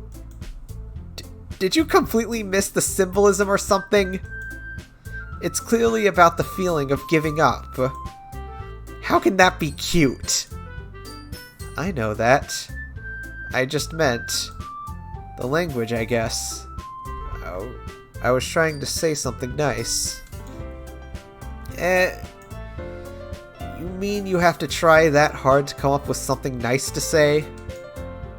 Thanks, but it really didn't come out nice at all. Well, I do have a couple suggestions. If I was looking for suggestions, I would have asked someone who actually liked it. Which people did, by the way. Sayuri liked it, and GuyWolf did too. So based on that, I'll gladly give you some suggestions of my own. First of all, excuse me? I appreciate the offer, but I've spent a long time establishing my writing style. I don't expect it to change anytime soon, unless of course I come across something particularly inspiring. Which I haven't yet. And GuyWolf liked my poem too, you know. He even told me he was impressed by it. Natsuki suddenly stands up. Oh? I didn't realize you were so invested in trying to impress our new member, Yuri. That's not what I... You're just... Yuri stands up as well. Maybe you're just jealous that GuyWolf appreciates my advice more than he appreciates yours. Huh? And how do you know he didn't appreciate my advice more? Are you that full of yourself? No. If I was full of myself, I would deliberately go out of my way to make everything I do overly cutesy.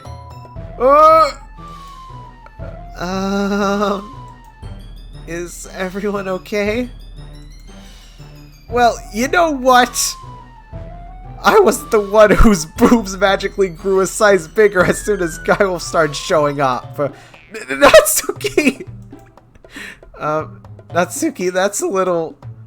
This doesn't involve you! This doesn't involve you! Ah, shit.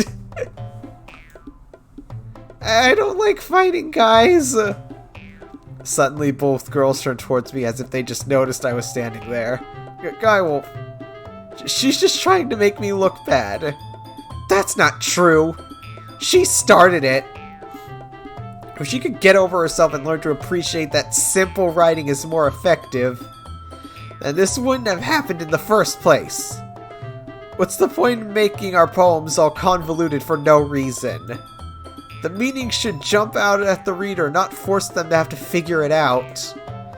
Help me explain that to her, GuyWolf. Wait, there's a reason we have so many deep and expressive words in our language. It's the only way to convey a complex feeling and meaning the most effectively. Avoiding them is not only unnecessarily limiting yourself, it's also a waste. You understand that, right, GuyWolf? Well? How did I get dragged into this in the first place? It's not like I know anything about writing. But whoever I agree with, they'll probably think more highly of me. So of course, who's it going to be? I mean, I kinda sorta agree with Yuri about, you know, having a deeper meaning in poems does make it more interesting, but I don't know. Help me, Sayori.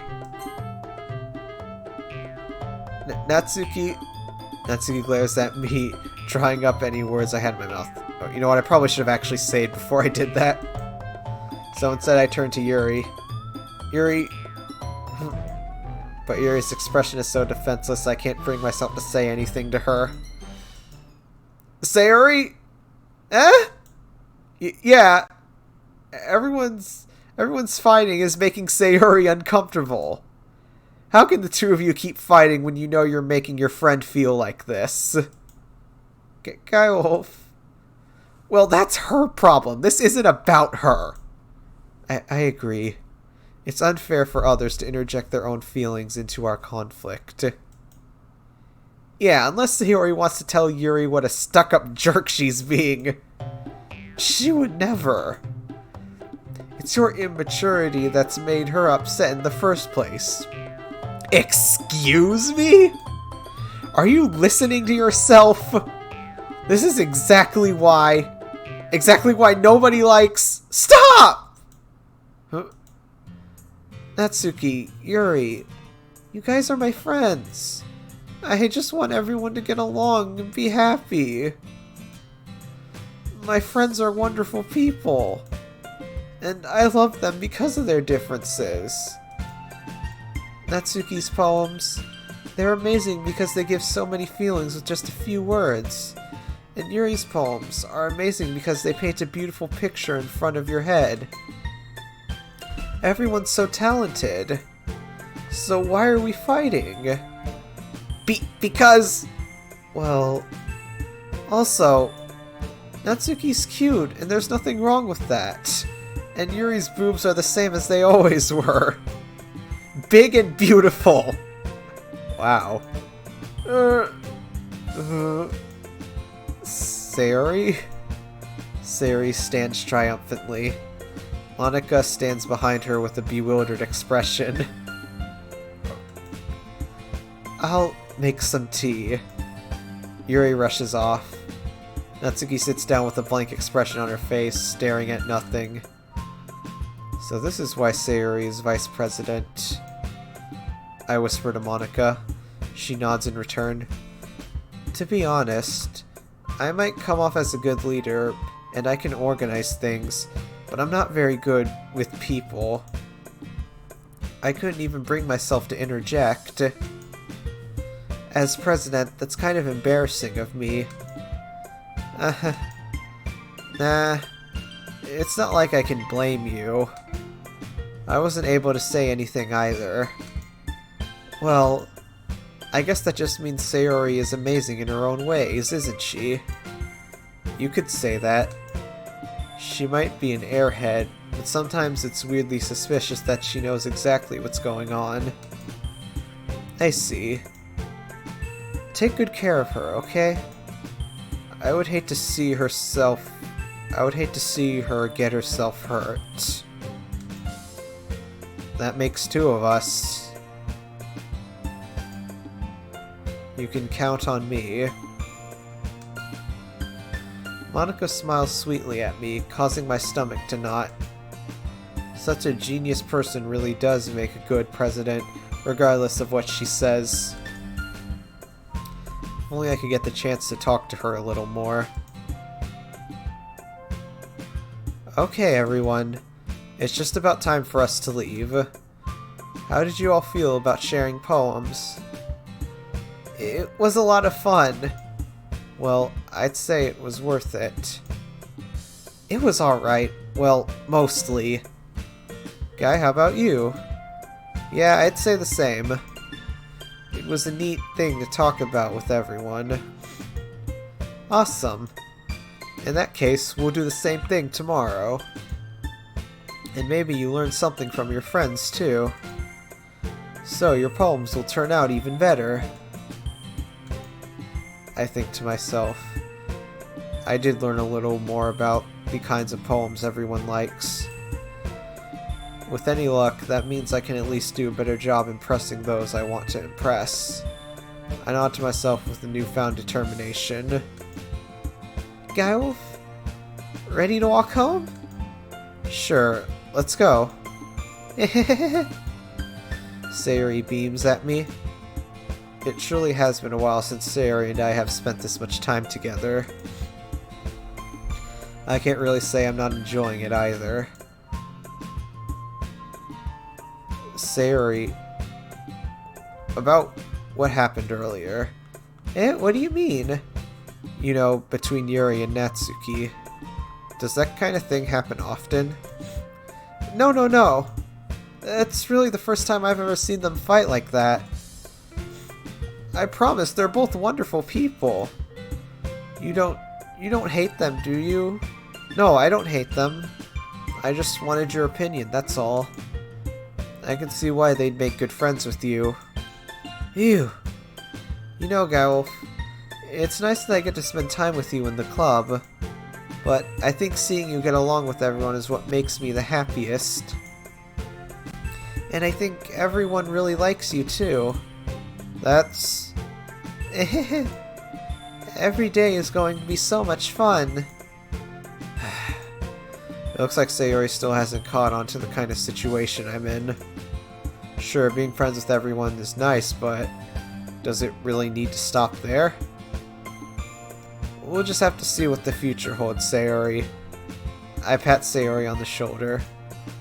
I said that more to myself than to her, but it's easy to use Sayori as an internal monologue sometimes. Okay. Yeah. Let's do this.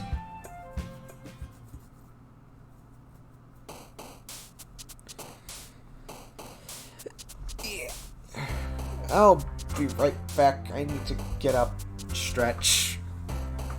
In the meantime, just listen to this lovely music. Ah, God, it hurts.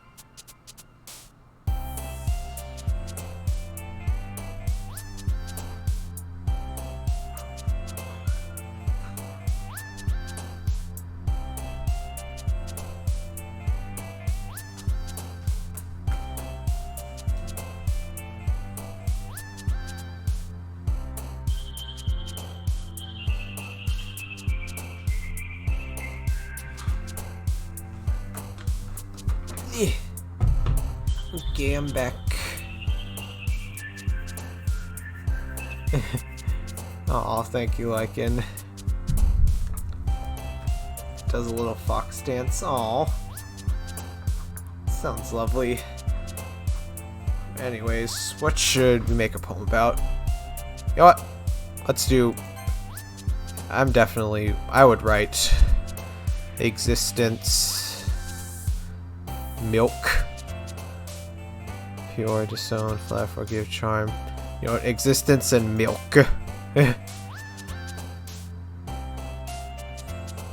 Bouncy milk. Fantasy, clouds, crimson. Now let's do fantasy. Existence. Yeah, we're gonna do an existential poem. You know, about universe. I don't want to update. My laptop keeps pressuring me to update. Yeah, I'm using my laptop to look at chat. Dark. What? Really? She liked dark? Sayori?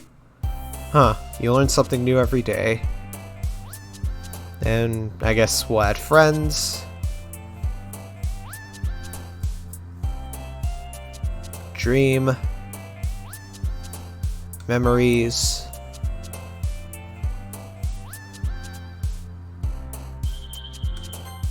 Misery.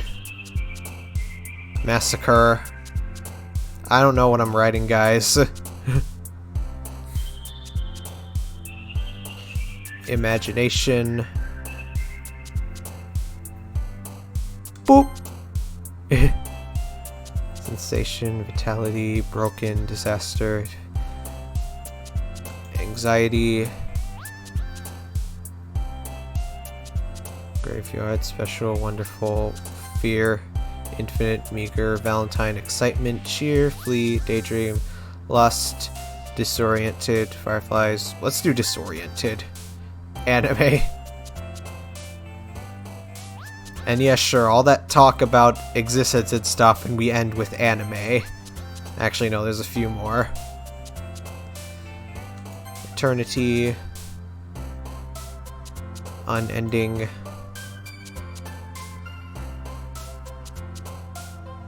Question. Hopeless. Alright. Let's see what happens. Another day passes and it's time for the club meeting already. I've gotten a little more comfortable here over the past couple of days.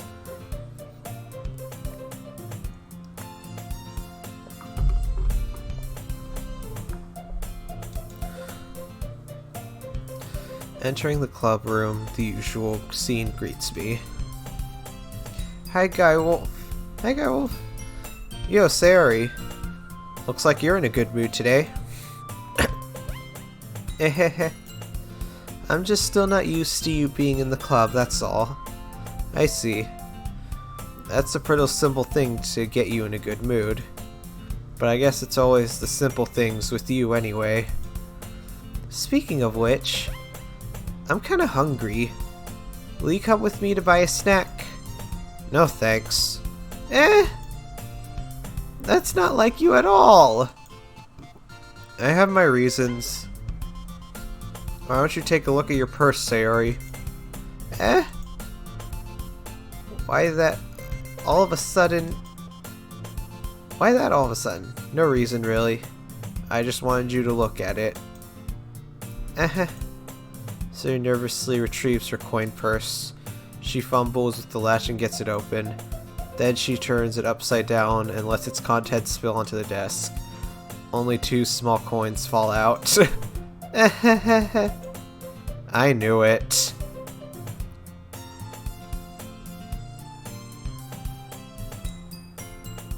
Because I stole it. Did you steal her coins, Lycan? I can see right through you, Sayori. That's not fair. How did you even know? It's simple.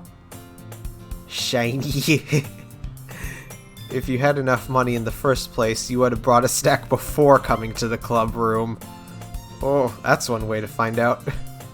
So either you're not hungry and want an excuse to take a walk, or you plan to conveniently forget that you spent all your money so that I would lend you some. But there's one more thing. You're always hungry. So that only leaves one option. I give up. Don't make me feel guilty. If you feel guilty, that means you deserve to feel guilty. Yuri suddenly giggles.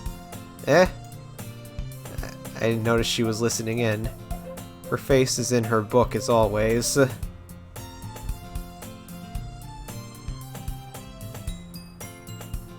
Oh, Haley, is that you? Oh, thank you for showing up to my stream, Haley. Everyone, Warrior Kitty 375, that's my sister. Say hi.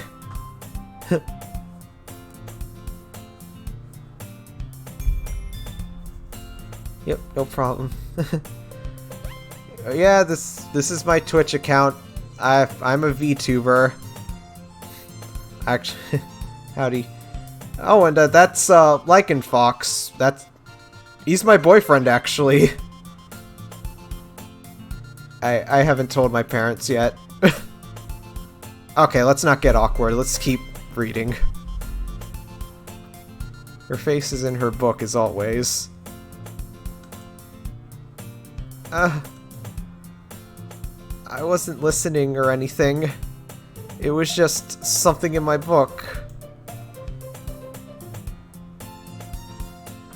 Yeah.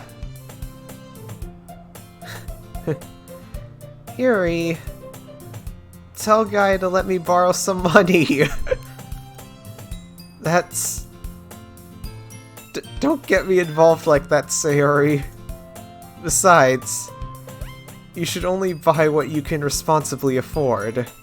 And frankly, after pulling a mischievous little stunt like that, your suffering is fair enough retribution. Did I just... I didn't mean that. I got too absorbed into my book.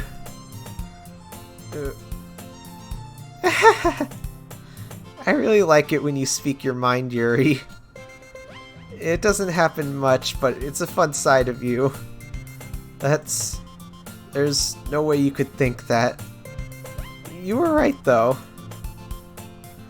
I did something bad, and now I have to accept the revolution. Retribution. That. Still coming from you, Sayori.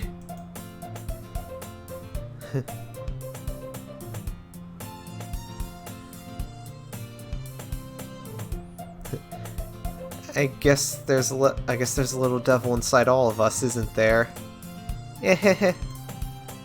Don't let her fool you. Sayori knows exactly what she's doing. After all, she told you guys she was bringing me to the club before she even told me. But you wouldn't have come if it weren't for the cupcakes. So I had to trick Natsuki into making them. Come on, give me more credit than that, Sayori.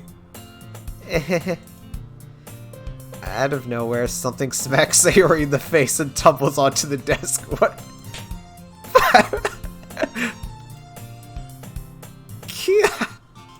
Ow! What was... a cookie? Sure enough, it's a giant cookie wrapped in plastic. They threw a cookie at her. Sayori glances around. Is this a miracle? Is it because I paid my restitution? Retribution. Actually, that one almost worked. I was just gonna give it to you. But then I heard you blab about the cupcakes. It was totally worth seeing your reaction, though. Natsuki. That's so nice of you. I'm so happy. Sayori hugs the cookie. Jeez, just eat it. Sayori rapidly tears open the wrapper and takes a big bite. So good. So good.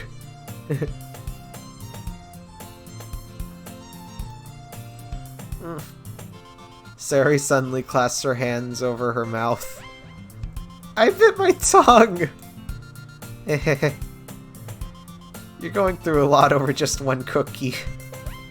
Natsuki takes a bite of her own cookie. Yours looks really good too, Natsuki. Can I try it? Jeez. Beggars can't be choosers. But yours is chocolate. Yeah, why do you think I gave you that one? Fine. Still, I'm really happy that you shared this one with me. Sayori gets out of her seat, goes behind Natsuki, then wraps her arms around her. Ah, jeez. I get it. Cookie still in hand, Natsuki reaches up to nudge Sayori off of her. Sayori suddenly leans down and takes a bite out of Natsuki's cookie. Hey! Did you seriously just do that? Mouthful, Sayori trots away to safety. Yuri and I laugh as well. Jeez, you're such a kid sometimes. Monika, can you tell Sayori... Natsuki glances around. Monika isn't in the club room.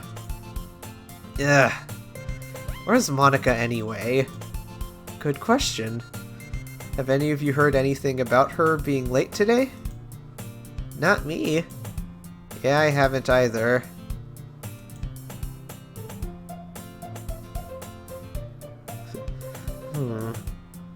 That's a bit unusual.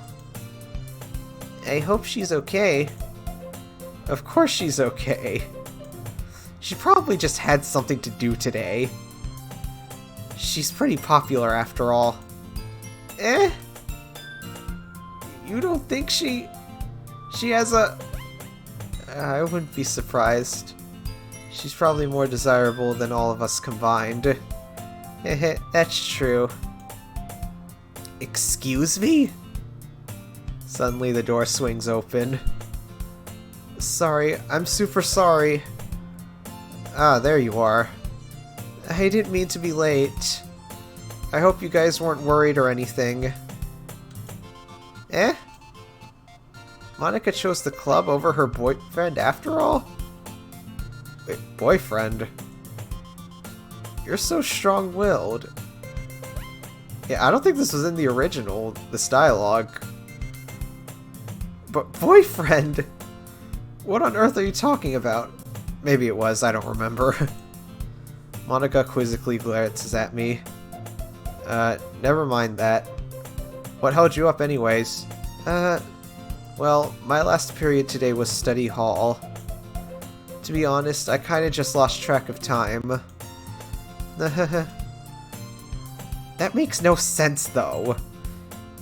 You would have heard the bell ring at least. I must not have heard it since I was practicing piano. Piano? I wasn't aware you played music as well, Monika. I don't really. I kinda just started recently. I've always wanted to learn piano. That's so cool. You should play something for us, Monika. Monika looks at me. Maybe once I get a little bit better, I will. Hey. That sounds cool. I'd also look forward to it. Is that so? In that case, I won't let you down, Guy. Monika smiles sweetly. I didn't mean any pressure or anything like that. Don't worry. I've been practicing a whole lot recently, and I'd really love the chance to share once I'm ready. I see. In that case, best of luck. Thanks. So, I didn't miss anything, did I? Not really. I chose to leave Sayori's mischievous escapade. I'm sure Natsuki will end up complaining to her anyway. Looks like everyone has already settled down. Sayuri somehow already finished her entire cookie. Yuri is back to her book, and Natsuki disappeared into the closet. Man, it looks like no one wants to be bothered today. I slumped down into the nearest desk. How am I supposed to occupy myself with something literature-related by myself like this? I guess I could always read some of the book Yuri gave me. But I'm feeling a little too tired to read. I could probably fall asleep right now. I close my eyes and end up listening in on Sayori's conversation with Monika. We're probably gonna seem really lame compared to all the other clubs, though. Well, we can't give up. The festival is our chance to show everyone what literature is all about. The problem is that the idea of a literature club sounds too dense and intellectual. But it's not like that at all, you know? We just need a way of showing that to everyone. Something that speaks to their creative minds. That doesn't solve the problem, though. What do you mean? Even if we come up with the most fun thing ever, nobody will come in the first place if it's a literature event. So it's more important to figure out how to get people to show up in the first place, you know? And after they come, we can do one thing to speak to their creative minds. What's this? Sayuri is taking this really seriously. It's rare to hear her deliberating like this. Huh, that's a good point. In that case, do you think food will do the trick? What kind? Well, I guess we could... Cupcakes! Good thinking. Natsuki would love to do that. You're right. Natsuki makes the best cupcakes. That works out perfectly. That wasn't why you suggested it. I guess you could say she's... His tongue is very Sayori-ishly.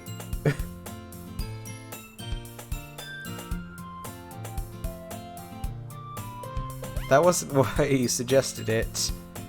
Cupcakes speak to my creative tummy. Cupcakes it is, then. I'm hungry. Anyway, we still need to work out the details of the event itself. I find myself smiling. In the end, Sayori is still her usual self. But therein lies an unexpected reason I admire her. Unlike me, who has trouble finding any motivation at all. Sayori can put her mind to things and make them come to life. I suppose that's why I end up letting her on my case about things. I can't help but wonder what it would be like to see the world through her eyes. I open my eyes to find Sayori's face filling my vision. I nearly fall out of my chair. Sorry. Wait. Actually, I'm not sorry at all. It's your fault for sleeping like that. This isn't the napping club. Does our school have a napping club? You're staying up late again, aren't you? Now that you're in a club, you're gonna have less time for anime, you know. You'll need to get used to it. Don't say that so loud. I glance over my shoulder to see if Monika overheard. It's true, though. Yeah. I know. You're always looking out for me, Sayori. It's what I do best. That's a problem. What about you?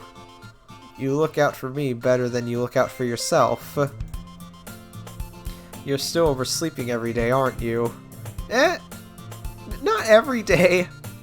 That's not very convincing. How many days this past week have you gotten up on time? It's a secret! I knew it. Come on. At least give me the benefit of the doubt. I can't even do that.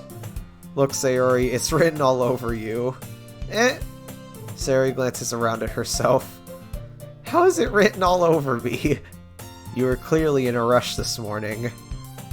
Look, your hair is sticking out all around. I run my fingertips down the side of Sayori's hair trying to straighten it out. Man, you really need a brush for this. My hair is just really hard to get right. I won't fall for that. There's more than just your hair. Look, your bow isn't straight either. And there's a toothpaste stain on your collar right here. I tried to wipe off the stain with my finger. But nobody would ever notice that. Of course they would. Nobody's gonna tell you about it because they don't want to embarrass you. Fortunately, I really don't care about that. Hey, you meanie. And you don't even keep your blazer buttoned up. Seriously, Sayori. Why do you think you don't have a boyfriend yet? Oh, damn. That's super mean. Sorry, but you'll thank me later. I start to button her blazer from the bottom. Once you see how much better it looks, you'll change your mind. This is so funny. What is? Well, I was just thinking how weird it is to have a friend who does these kinds of things. Don't say that. You'll make me feel weird about it, stupid. It's okay, though. I'm happy we're like this. Aren't you? I guess. Hey, be careful. Button might come off. Why is this one so hard to close? I struggle to fully close the button near her chest. Does this thing even fit you? Does this thing even fit you properly? It did when I bought it. If you ever buttoned it, you would have noticed sooner that it doesn't fit you anymore. What are you smiling about? It means my boobs got bigger again. Don't say that out loud! Anyway, you look much better now, so... why does it feel strange to see Sayori's blazer buttoned up like that? But it's so stuffy. It's not worth it at all.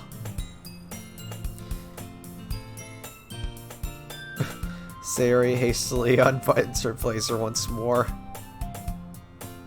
Ew. That's so much better. Sayori puts her arms out and twirls around. So if I keep it unbuttoned, then I won't get a boyfriend, right? What kind of logic is that? And why are you saying that like it's a good thing? Because if I had a boyfriend, then he wouldn't even let you do the things like this. And you take care of me better than anyone else would anyway. So that's why I'm keeping it unbuttoned. Stop saying all these embarrassing things. I didn't say anything embarrassing. Jeez. Well, anyway, just focus on trying to wake up a little earlier.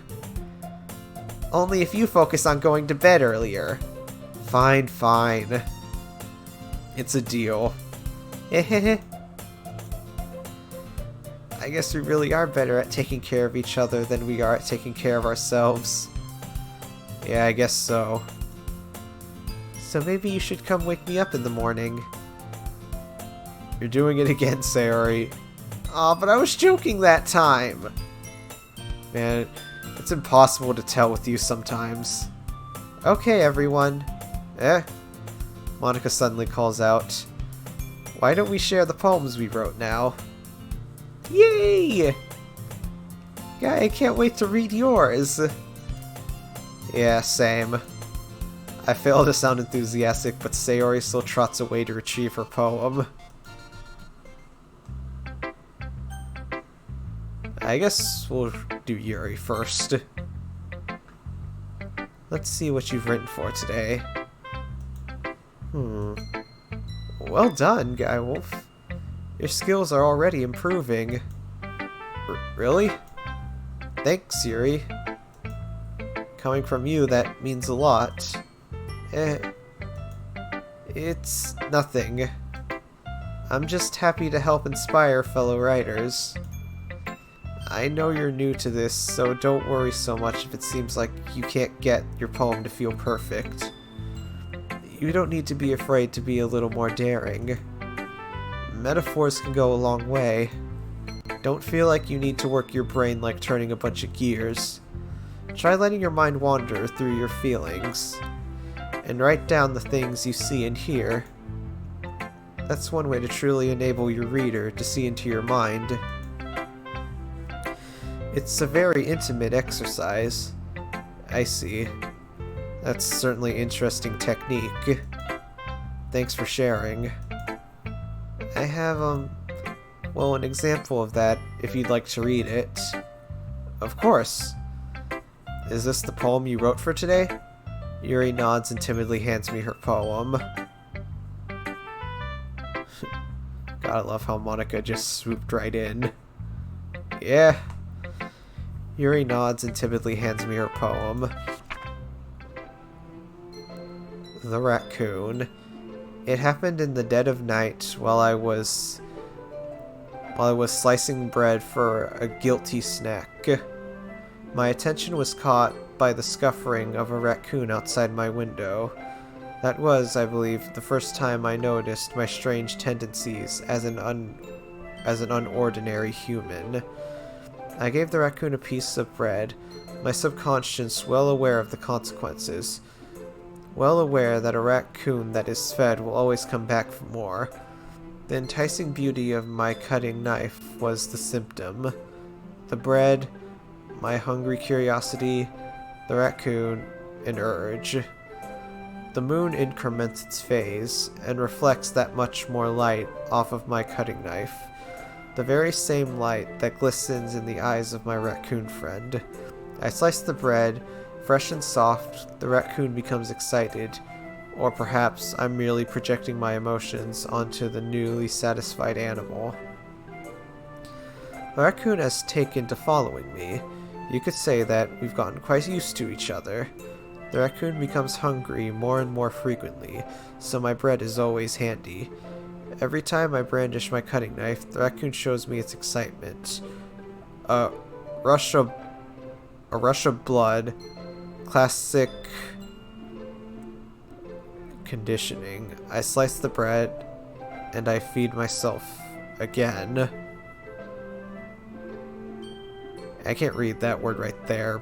I don't know, but... Oh, jeez. I wonder what that's supposed to mean.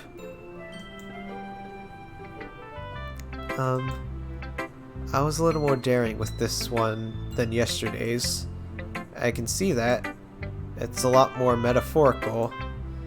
I don't know if it's my fault, but I can't begin to imagine what this poem is about. That's right. It's a bit closer to my preferred writing style. Using the poem as a canvas to express vivid imagery and conveying emotions through them.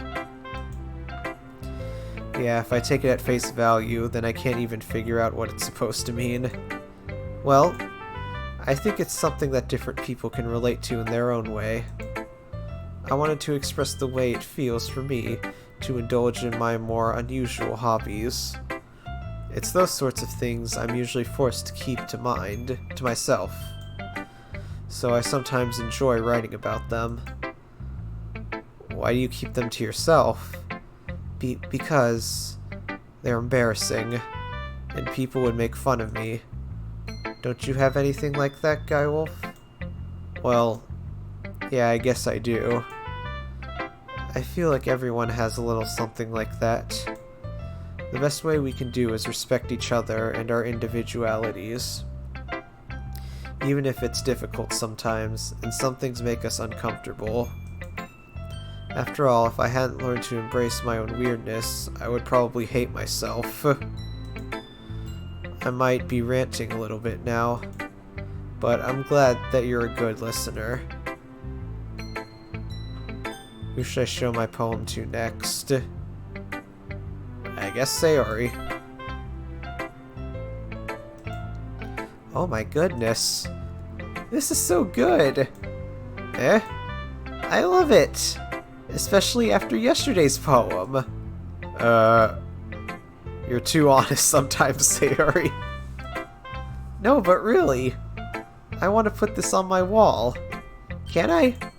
Sayori, you must be seriously overreacting. I'm not a good writer at all.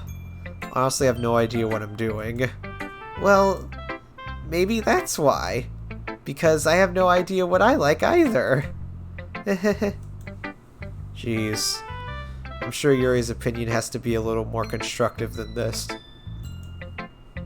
Maybe even Natsuki's. Are you sure you don't like it just because I wrote it? Well, I'm sure that's part of it.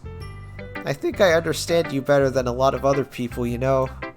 So when I read your poem, it's not just a poem. It's a GuyWolf poem. And that makes it feel extra special. Like I can feel your feelings in it. Sayori hugs the sheet against her chest. You're so weird, Sayori. Well, I'm not very good at figuring out if poems are good or bad. But that's why I just go to my heart. If it makes me feel things, then it must be a good poem. I'm not sure if that's exactly how it works. Then again, I guess conveying feelings is a pretty important part of this whole thing. Yeah, maybe. Honestly, I don't even know what kind of writing you like in the first place. Yeah, me neither. Why don't you at least try giving it some thought? Aw, you want to write something for me? That's so sweet. Yeah, right. But you're always thinking about other people. You need to think about yourself once in a while. If you don't, you might end up getting hurt at some point. Yeah? Well, I don't really know what you mean, but I'll try to keep it in mind. Well, whatever. Anyway, let's see. I guess I like happy poems. Wait, sometimes I like sad poems too. Sometimes a little bit of both. There's a word for that, right? What's the word I'm looking for? Bittersweet. Yeah. I like things that are happy and things that are sad. Happy and sad? I can't see you liking something sad, Sayori. Well, I like happy the most. But sometimes when you have a little rain cloud in your head, a sad poem can help give the rain cloud a little hug. And make a nice happy rainbow. Sayori, that's unexpectedly poetic. It is? Maybe I'm getting better at expressing my feelings after all. Thanks. I should go write that down then. You can read my poem now, okay? Bottles. I pop off my scalp like the lid of a cookie jar. It's the secret place where I keep all my dreams. Little balls of sunshine all rubbing together like a bundle of kittens. I reach inside with my thumb and forefinger and pluck one out. It's warm and tingly, but there's no time to waste. I put it in a bottle to keep it safe, and I put the bottle on the shelf with all the other bottles. Happy thoughts, happy thoughts, happy thoughts in a bottle, all in a row. My collection makes me lots of friends. Each bottle a starlight to make amends. Sometimes my friend feels a certain way. Down comes a bottle to save the day. Night after night, more dreams. Friend after friend, more bottles. Deeper and deeper my fingers go, like exploring a dark cave, discovering the secrets hiding in the nooks and crannies. Digging and digging, scraping and scraping. I blow the dust off my bottle caps. It doesn't feel like time elapsed. My empty shelf could use some more. My friends look through my locked front door. Finally, all done, I open up and in come my friends. In they come in such a hurry. Do they want my bottles that much?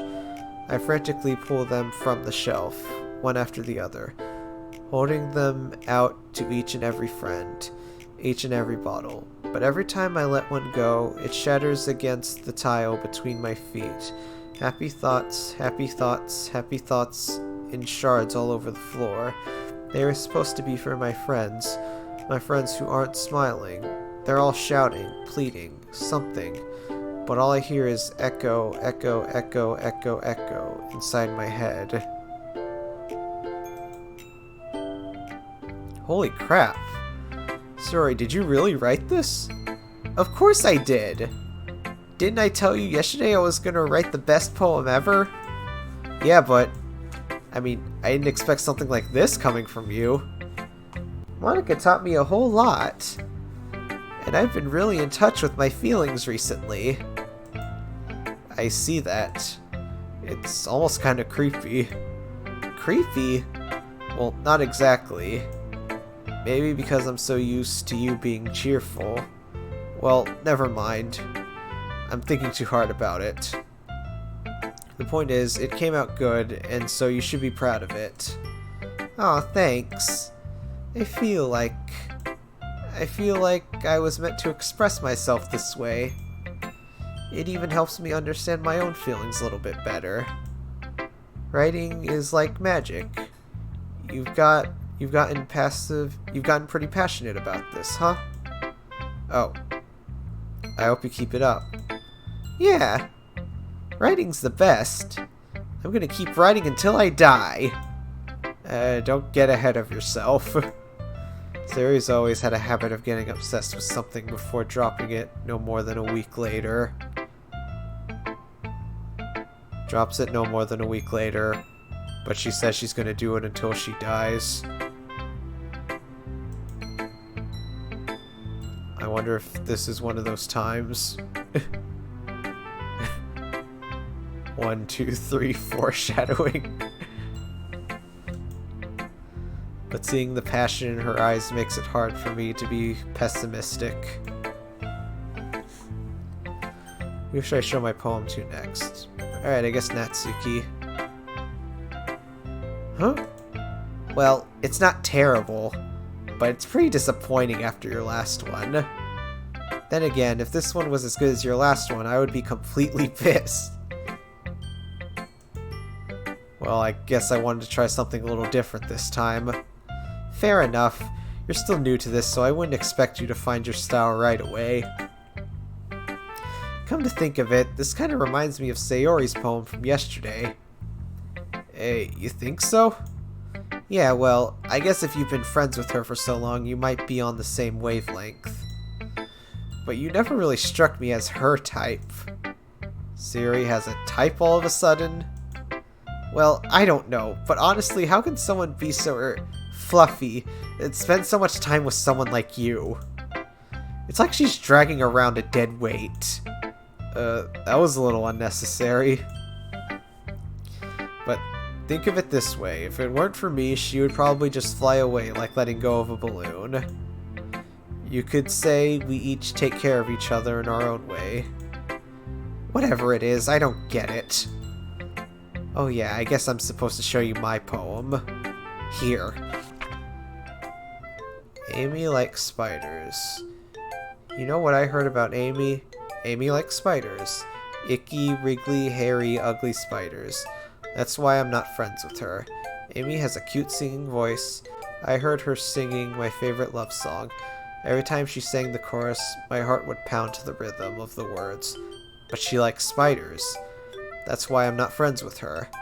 One time I hurt my leg really bad. Amy helped me up and took me to the nurse.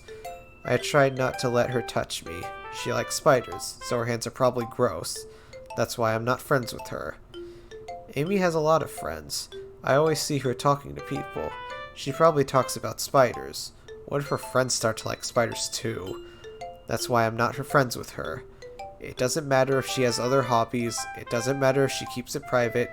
It doesn't matter if it doesn't hurt anyone. It's gross. She's gross. The world is better off without spider lovers. And I'm gonna tell everyone. Oh, wow. Reminds me of a few things.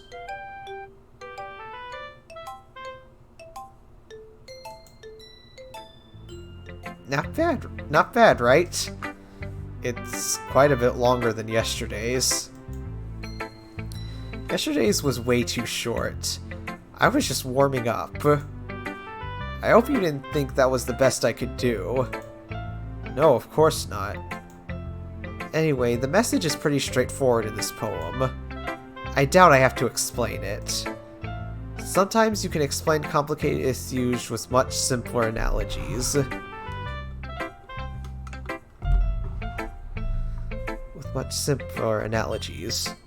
And it helps people realize how stupid they're being.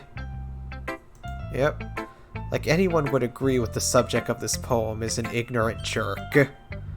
Do you know people like that? Of course, it's about how everyone thinks my... That doesn't matter. It can't be about anything. It can be about anything. I wrote it to be easy to relate to. Everyone has some kind of weird hobby or a guilty pleasure. Something that you're afraid if people find out they'd make fun of you or think less of you. But that just makes people stupid.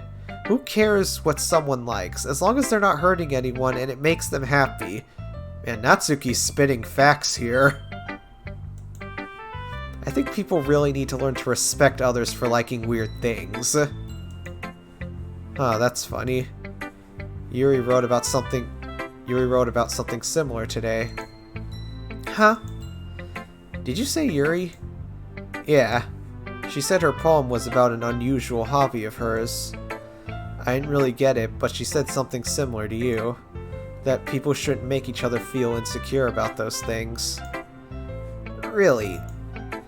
Well, I mean, Yuri's pretty weird, so I wouldn't doubt she has some weird hobbies. Not that there's anything wrong with that. It's not like I would judge her or anything. Natsuki has trouble finding words. I guess I should try not to be so mean to her. If she feels insecure about her weird behaviors and stuff. I mean, I always hate people who make me feel insecure. And Yuri made me feel insecure yesterday. But the way you put it, it sounds like she's learned her lesson. Well, I would say so. Even if her writing style is really different, I'm sure she'll appreciate the message in your poem. It's what I do best, after all. I don't like writing unless there's a good message to take away from it. Like conveying emotions is important. But I want to make people think, not just feel. Remember that. I'm gonna write a good one for tomorrow too, so look forward to it. Who should I show my poem to next? Hi again, GuyWolf. How's the writing going? Alright, I guess. I'll take that. As long as it's not going bad. I'm happy that you're applying yourself. Maybe soon you'll come up with a masterpiece. I wouldn't count on that. You never know.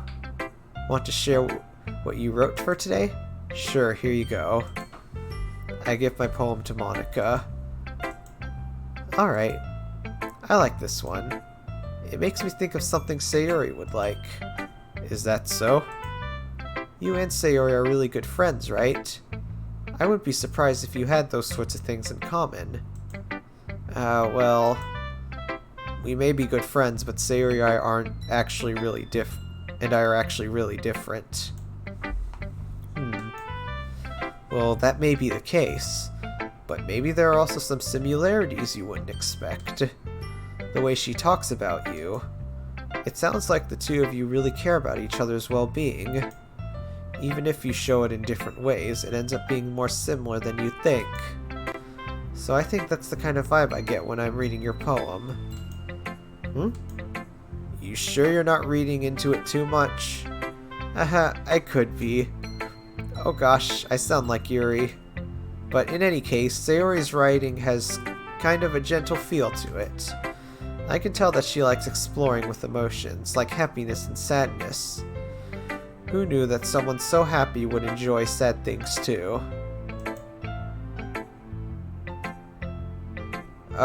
Oh hi Lord Tavish. We're playing Doki Doki Literature Club Plus. Quick warning, this game, while it doesn't appear to be, it is a psychological horror game. So, like, I'm just giving this warning to everyone. If you're a person who's easily disturbed... Oh, Lord Tavish, thank you so much for the follow. But, yeah, If you're a person that's kind of easily disturbed by psychological horror, you know, I'm just letting people know in case, you know, just in case. Alright, but with that out of the way, let's just move on.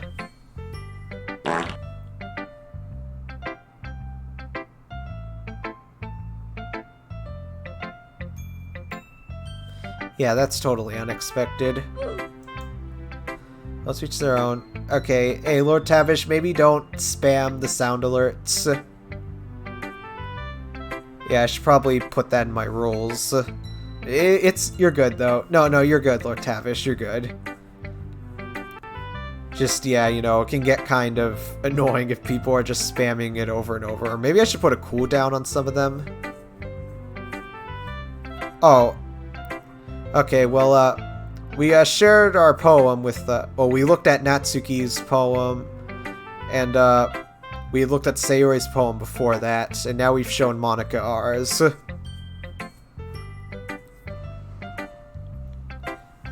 Well, to each their own. And you shouldn't be afraid to experiment a little bit either. But anyway, you want to read my poem now? I like the way this one turned out, so I hope you do too. Alright, let's take a look.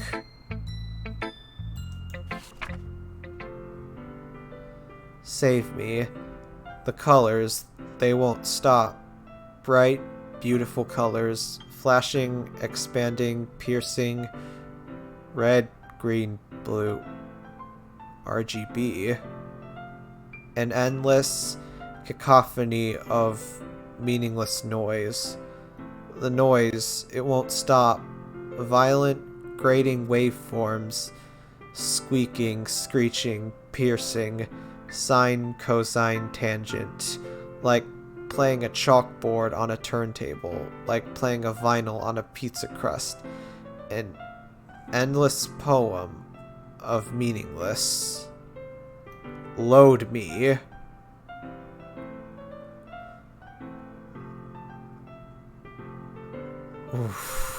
Ooh, okay then.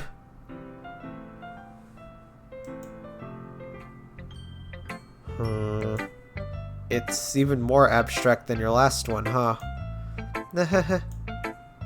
I guess it's just the way I write. I'm sorry if you don't like it. No, I never said that. It's just kind of a thing I've never really seen before, I guess. I kinda like playing with my space on the paper. Choosing where and how to space your words can totally change the mood of the poem. It's almost like magic. The way I wrote the lines, really short, makes it feel like they're trying to speak over the noise. I see. It's still hard for me to tell what it's about, though. Sometimes asking what a poem is about isn't the right question. A poem can be as abstract as a physical expression of feeling, or a conversation with the reader. So putting it that way, not every poem is about something. Anyway, here's Monika's writing tip of the day. Sometimes you'll find yourself facing a difficult decision. When that happens, don't forget to save your game.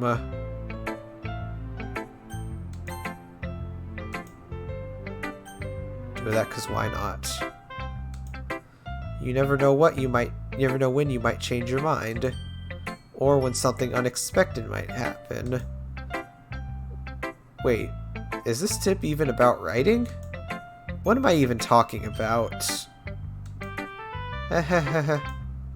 That's my advice for today. Thanks for listening. We're just not gonna question that. Okay, everyone. We're all done reading each other's poems, right? I have something extra planned today, so if everyone could come sit in the front of the room. Is this about the festival? Well, sort of. Do we really have to do something for the festival?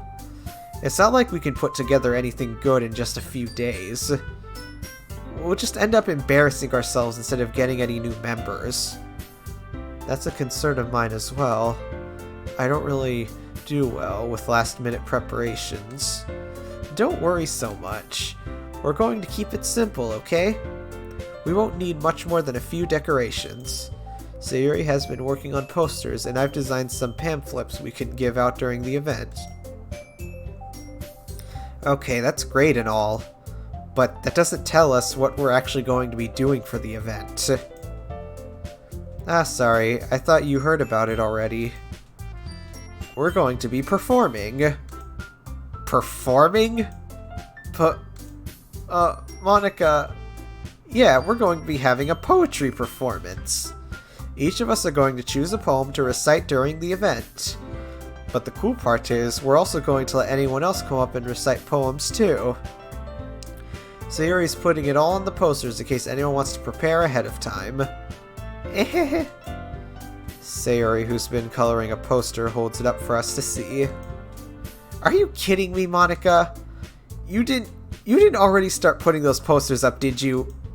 Well, I did. Do you really think it's that bad of an idea? Well, no, it's not a bad idea, but I didn't sign up for this, you know? There's no way I'm going to be performing in front of a group of people like that. I agree with Natsuki. I could never in my life do something like that. Imagining it, Yuri shakes her head in fear. Guys! No, Sayuri. I understand where they're coming from.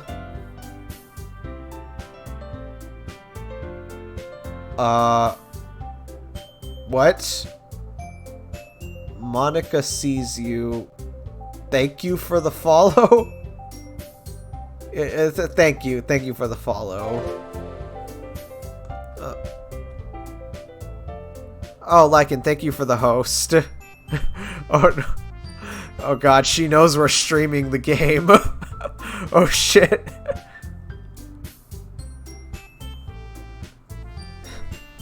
I understand where they're coming from. Remember that Natsuki and Yuri have never shared their poems with anyone until just a couple days ago. It's a lot to ask for them to recite their poems out loud to a whole room full of people. I guess I kind of overlooked that. So, I'm sorry. Monica, holy shit, Monica's... She knows we're streaming. But, I still think we should give it our best. We're the only ones responsible for the fate of this club. If we start the event and each put on a good performance, then it will inspire others to do the same. And the more people who perform, the better we'll be able to show everyone what literature is all about. Yeah, it's about expressing your feelings, being intimate with yourself, finding new horizons, and having fun. That's right. And it's those reasons that we're all in this club today. Don't you want to share that with others? To inspire them to find the same feelings that brought you here in the first place. I know you do. I know we all do.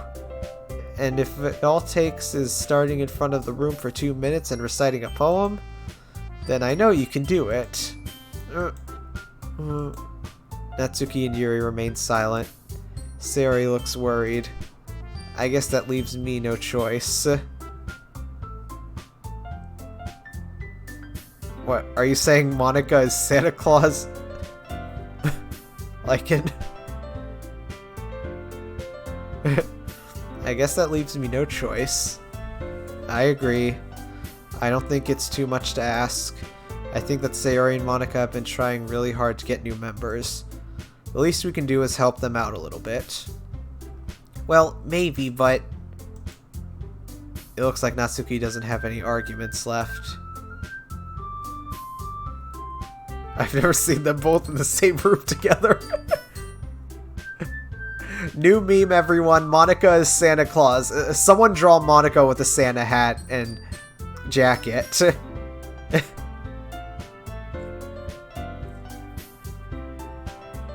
Wait, what? Forever and ever, he is here. No mercy, choking, die alone. He is here. Please help me. Okay. Okay then. looks like Natsuki doesn't have any arguments left. Okay, fine. I guess I'll have to get it over with. Alright. Ew. Thanks, Natsuki. What about you, Yuri? I'm scared. What about you, Yuri? Yuri dejectively glances around at everyone else's expectant faces. I guess I don't really have a choice. That's everyone. You're the best, Yuri. This club is seriously going to be the death of me. Are you really alive? Oh boy.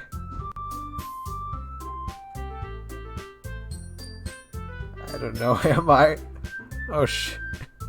Is this just like a troll account that someone made, or... I mean, because I'm wondering if it's possible the writers of the game... I'm probably crazy, but I'm wondering if the writers made like a bot account on Twitch so that anyone who streams the game, it'll detect it and... Nah, I'm a simulation. I don't know, I'm probably just overthinking. That probably would take a lot of effort. I mean, I know in the original game, it could detect if you were like using recording software or streaming. So that's why I'm just wondering if it's possible. Alright.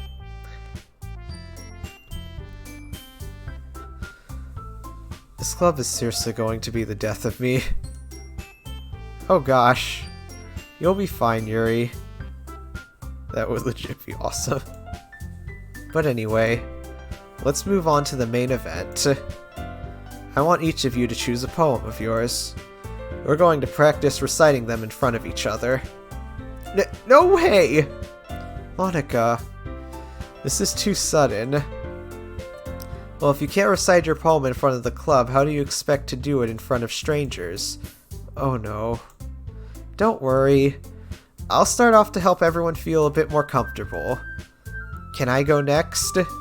Of course. Now let's see. Monika flips through her notebook to the specific poem she has in mind for herself. She then stands behind the podium. The title of this poem is The Way They Fly.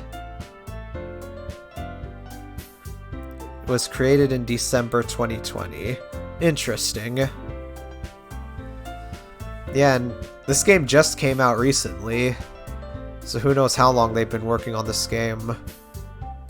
We still need to see if there's a new ending or something. The title of this poem is The Way They Fly. Ahem. Monika begins reciting her poem. Her clear, confident voice fills the room. More than that, her inflection is pristine. She knows exactly how to apply emotion behind each line she recites, bringing the words to life.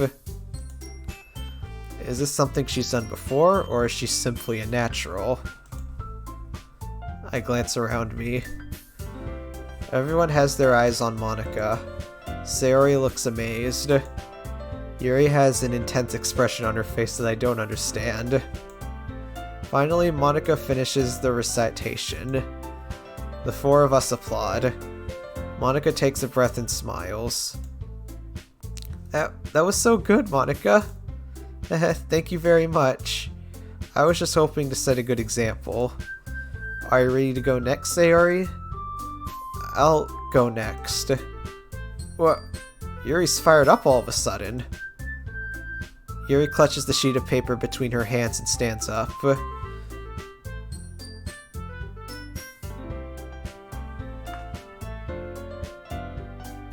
I was just thinking, have you ever... Oof.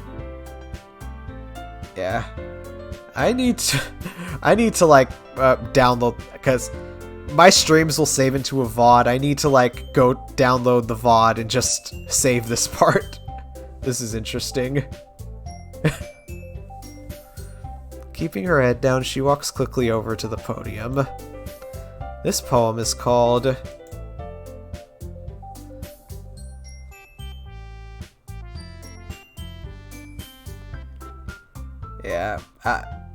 Don't ban...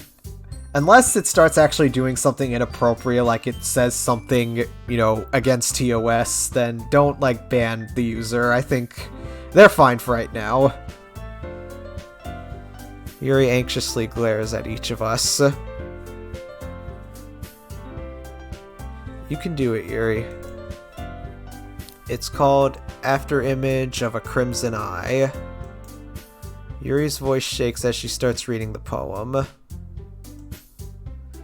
Just a moment ago, she practically refused to do this. Why is she suddenly putting in so much effort? As Yuri gets past the first couple of lines, her voice changes. It's almost like what happens when Yuri gets absorbed into her books. Her quiverous words transform into the sharp syllabus of a fierce and confident woman. Crimson Eye, is that Hal? Hal? Like Hal 9000? I don't think I get it. The poem is full of twists and turns in its structure that she enunciates with perfect timing. This must be a rare glimpse into the wireling fire Yuri keeps concealed inside her head. Suddenly, she's finished.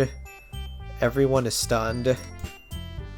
Yuri snaps back into reality and glances around her as if she bewildered even herself. It's up to me to save the situation. I'm the first to start applauding. Everyone joins me afterwards, and we give Yuri the recognition she deserves. Yeah. Support your friends, people. It's not that we didn't want to applaud for her, but we were caught off guard that we must have forgotten. As we applaud, Yuri holds the poem to her chest and rushes back to her seat. Yuri, that was really good. Thank you for sharing. Looks like Yuri is down for the count. Okay. I guess I'm next then. So Yuri hops out of her chair and cheerfully walks to the podium. This one's called My Meadow. Sorry, I giggled. Sayori. It's a lot harder than I thought. How did you guys do it so easily? Huh? Try not to think of it like you're reciting to other people. Imagine you're reciting it to yourself, like in front of a mirror or in your own head. It's your poem, so it'll come out the best that way. I see. Okay then. Sayori begins her poem. Somehow it feels like her soft voice was made as a perfect match. The poem isn't aimlessly cheery like Sayori is. It's serene and bittersweet. If I were to read this on paper, I probably wouldn't think much of it. But hearing it come from Sayori's voice almost gives it a whole new meaning. Maybe this is what Sayori meant when she said she likes my poems. It's like I get to reach more deeply into someone I thought I knew through and through. Sayori finishes and we applaud. I did it! Good job, Sayori. Even Guy liked it. I guess that's a good sign. What does that even mean? It came out nicely, Sayori. The atmosphere of the poem fits really nicely.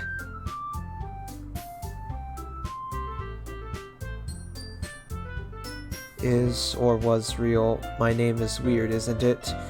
This is more than you think. Always look every information when you're launching the virtual machine. Monitor kernel access. Okay then.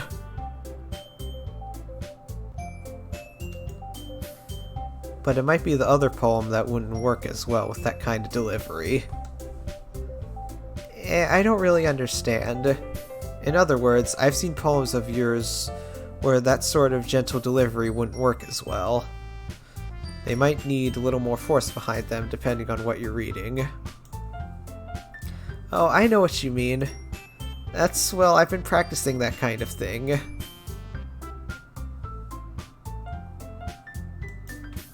It's just embarrassing to do it in front of everyone. Then next time I'm going to make you pick a poem that challenges you a little more. We don't have much time before the festival, you know. Okay. Now who's next? Natsuki? Don't make me go before Guy. It's not like I can compare you guys anyways. I might as well let GuyWolf lower everyone's standards a little bit before I have to do it. Wow.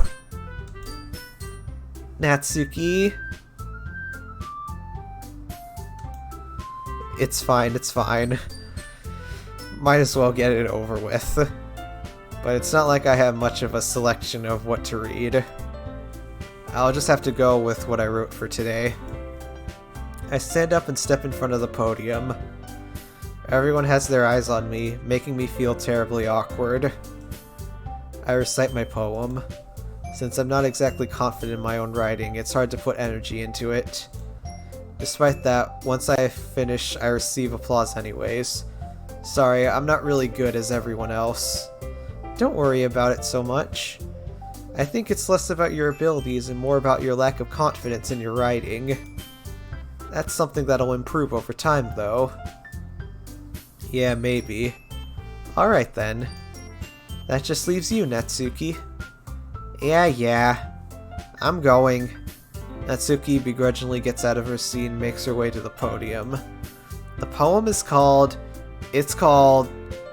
Why are you all looking at me? Because you're presenting?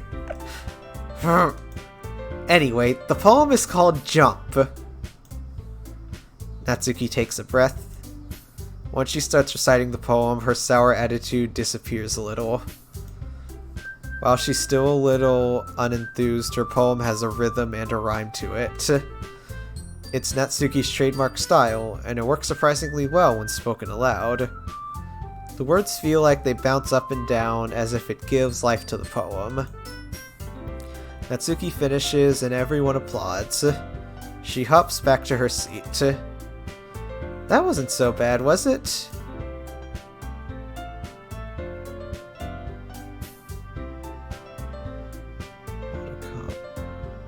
Disconnected.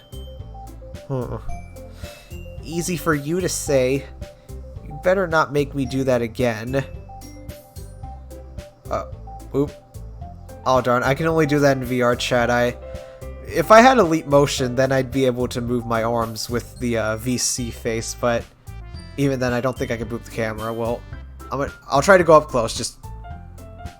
Here. Can you guys see me? Like, try to boot my snoot on the screen. She died. Oh, and she just wanted a boop before she left. Oh wait, Like and Fox, use the boop command and boop her for me. Oh wait, no, here, I got it.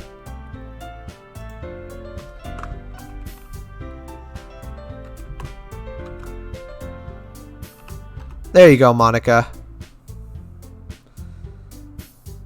Hey, wait, why isn't this working? My Nightbot should have a boop command. Where's my Nightbot?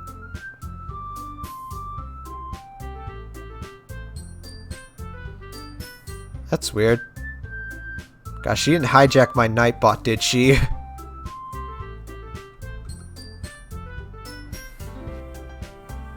Better not make me do that again. Oh, there we go. Thank you, Lycan. Yeah, I don't know why my Nightbot didn't work.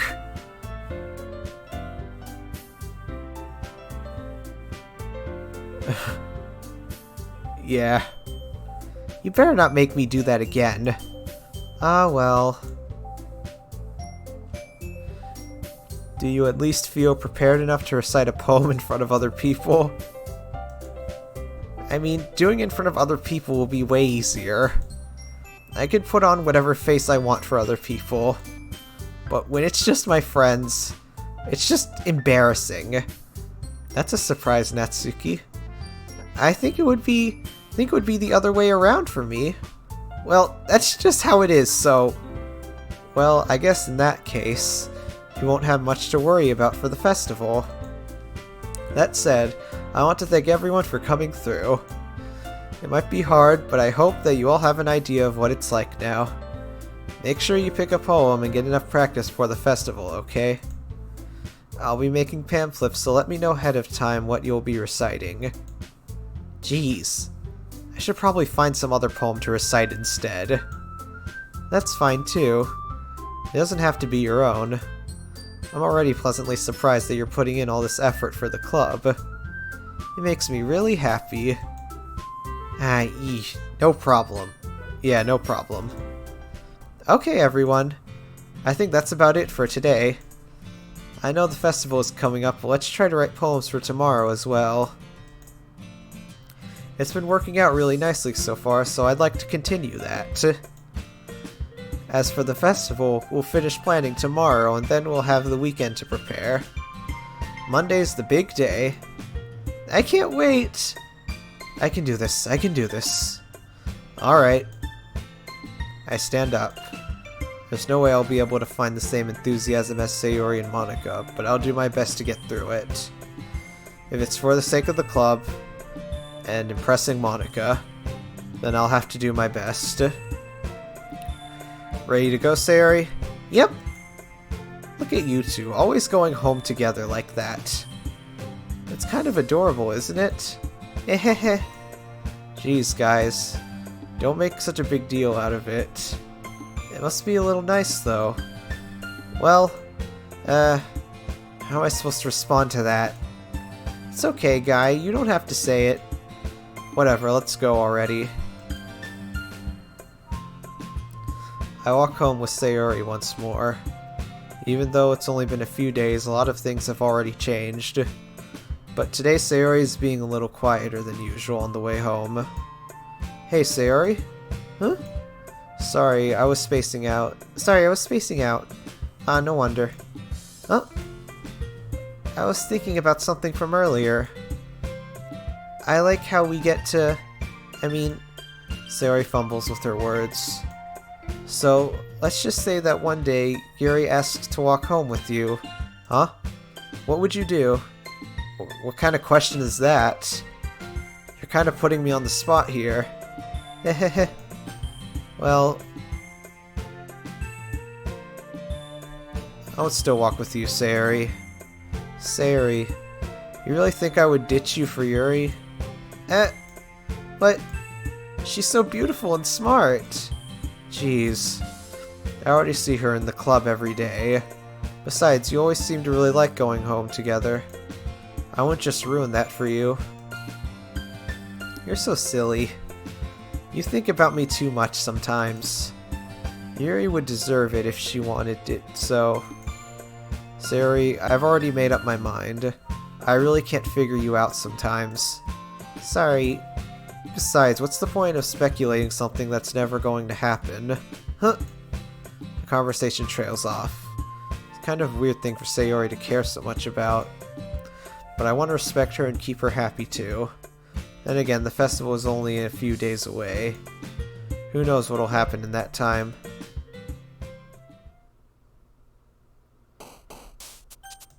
I guess we'll save. And then we'll just do this poem. Alright, what kind of poem should we write about? I guess we'll do fireworks. Yeah. Fireworks.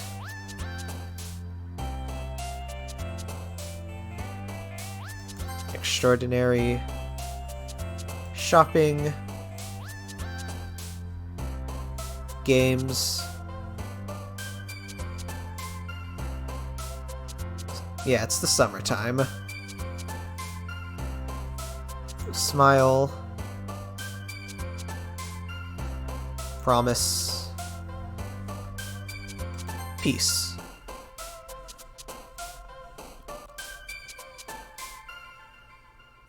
We'll do dream. Joy. Kawaii.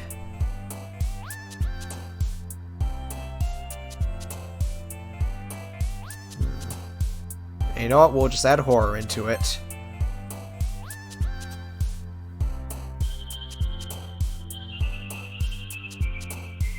do journey.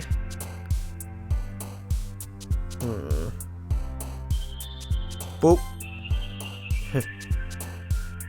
Daydream, hopeless, misfortune, excitement, vibrant, twirl, poof, happiness, determination.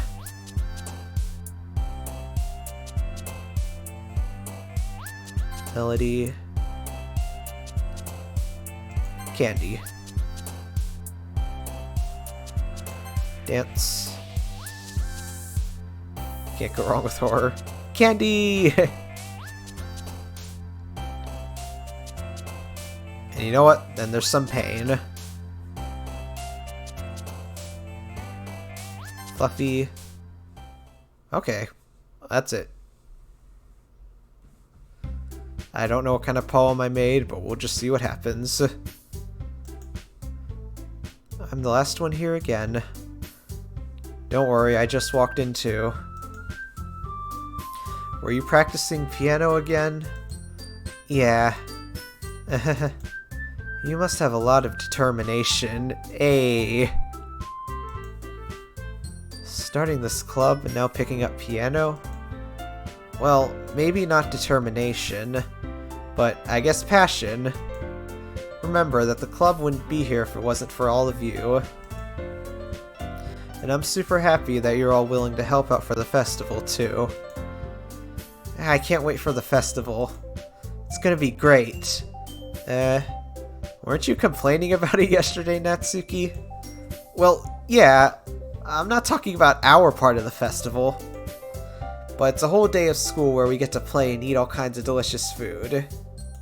You sound a little bit like Sayori all of a sudden. Monica, do they usually have a fried squid? Squid? That's a pretty specific thing to look forward to. Oh, come on. Are you saying you don't like squid? You of all people? I didn't really say I don't like it. Besides, what do you mean by you of all people? Because it's right in your name. Mon-ika. Oh, Ika is Japanese for squid. That's not how you say my name at all. Also, that joke makes no sense in translation. In translation.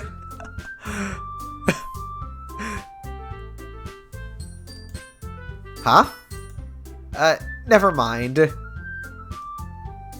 Let's just focus on our own event for now, okay?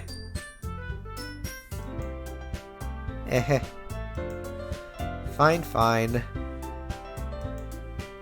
Your reactions aren't as fun as Yuri's or Sayori's anyway. Excuse me? Where is Sayori anyways? Oh, there you are. There you are. Sayori is sitting at a desk in the corner of the room, looking down at nothing. I walk over to her. Hey, Sayori. I wave my hand in front of her face. You're spacing out again. Sorry. Don't mind me. You can go talk to everyone else. Huh? Is everything alright? Of course. Why wouldn't it be? It just feels like you're a little off. Sorry for assuming things. Geez, you worry too much about me. I'm fine, see? Sayori shows me a big smile. Oh, Sayori. Don't let me distract you from having fun with everyone. Well, alright. If you say so.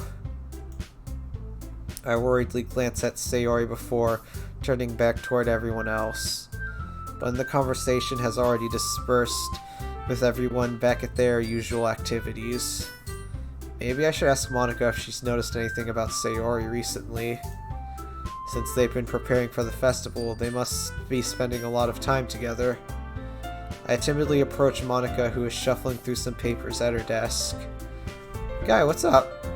Hey, this might sound a little strange, but have you noticed anything up with Sayori recently? Anything up with her? In what way do you mean? Maybe I'm reading a little too much, but she seems a bit downcast today. Oh, you think so? I can't say I've noticed anything about her. Monika peers across the room at Sayori, who is idly dragging her rubber eraser up and down her desk. Maybe there's something on her mind. But I'm surprised I'm not the one asking you, Guy. You certainly know her a lot better than I do. This hurts. Yeah, but she's never really like this. She's always talked to me about the thing that bothers her. But this time, when I asked her, she was really dismissive. Sorry, I know it's not your problem. I just wanted to ask if you knew anything, so I'll drop it now. No. It's important to me too. I mean, I'm also friends with her. And I also care about the well-being of my club members, you know? Maybe I'll try talking to her myself.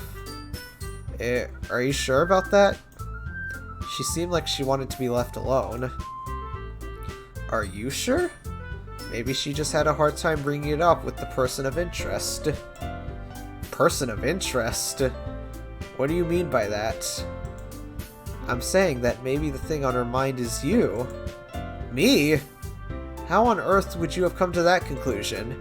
Well, I probably shouldn't say too much, but Sayori talks about you more than anything else, you know. She's been so much happier ever since you've joined the club. It's like an extra light was turned on inside of her. What? No way. Sayori's always like that. She's always been full of sunshine. It's not any different than it always has been. You're so funny. Have you thought that maybe you've always seen her so cheerful because that's just how she is when she's around you? Lycan? What did you do, Lycan? What flavor of hot chocolate should Lycan make? I guess I'll go with caramel. I guess everyone else can go ahead and vote. Because that's just how she is when she's around you. I said too much. I'm sorry, what do I know anyway? I didn't mean to jump to conclusions, so you should just forget about what I said. I'll try to talk to her, so try not to think about it for now. Alright. Monika smiles meaningfully. I know she said to forget about it, but I already know that I won't be able to get her words out of my head. Okay, I guess no one else voted, so caramel it is. I already know that I won't be able to get her words out of my head. Monika stands up from her desk and walks across the room to where Sayori is sitting. I watch her kneel down next to Sayori and gently talk to her. But she's keeping her voice so quiet, I can't hear her from here. I sigh and sit myself down. I know Sayori told me not to worry about her, and to have fun with everyone else. But that's impossible to do when she's behaving like this. And exactly how much do I care about her that I'm letting this weigh me down so much? Now it feels like I'm the one behaving out of the ordinary. But there's nothing I can do besides wait for Monika. Hey, you! I look up to see Natsuki next to me. Are you just gonna sit there and keep staring at nothing? Oh, I'm sorry. Ow, I need to freaking sit up. Oh, God. I need to get up and stretch real quick. It hurts.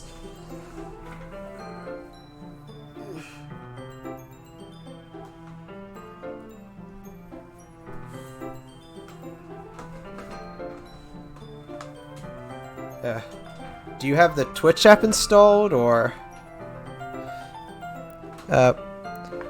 Yeah, using the Twitch app might be easier if you're not using that. You could probably download it quickly from the App Store. Are you just gonna sit there and keep staring at nothing?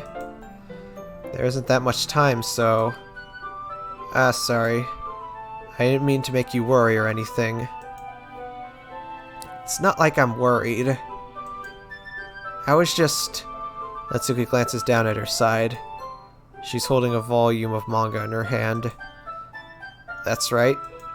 Something just came up for a minute, but we can get started now. I wouldn't make you wait any longer. Jeez. Now you're making me feel like a jerk. If something's bothering you, then you can just tell me to leave you alone and I will. I mean, assuming you didn't feel like talking about it or anything. She practically mumbled that last part. Now I'm probably making it seem like a bigger deal than it is. I've just been thinking about Sayori, that's all. Sayori?! Thinking about her?! Yeah, she seems pretty down today. But she didn't want to admit it to me. So I can't help but wonder if something happened to her. Oh, Natsuki exhales. Well, first of all, you should really work on your phrasing. But anyway, you're her best friend, right? Yeah, I guess so. Yeah, then in that case, I think you should trust her a little more. If she needed you, then you would be the first person she would go to, right? Well, I guess that's true. I mean, some people just have those days. You can't always avoid it. If anything, she probably doesn't want to worry about... She doesn't want you to worry about her because it's not important. Yeah, that's kind of what she said to me. Maybe it's not right for me to go against her wishes. Exactly. If she needs you to worry about her, then it'll be a lot more obvious. Yeah? I should have thought of it that way from the start. Natsuki fiddles with the book she's holding in her hand. She really means a lot to you, doesn't she? Don't get the wrong idea or anything. We've just been friends for a long time. It's normal to be worried about your friends. I mean, you were worried about me, so... I was not! Jeez, if you're fine, then let's hurry and get started already. Yeah. Okay, everyone. After some time passes, Monica calls out to the club room. Why don't we share our poems now? Before I know it, everything is back to normal. Everyone goes to retrieve their poems, and I do the same. I make eye contact with Monica as she smiles at me.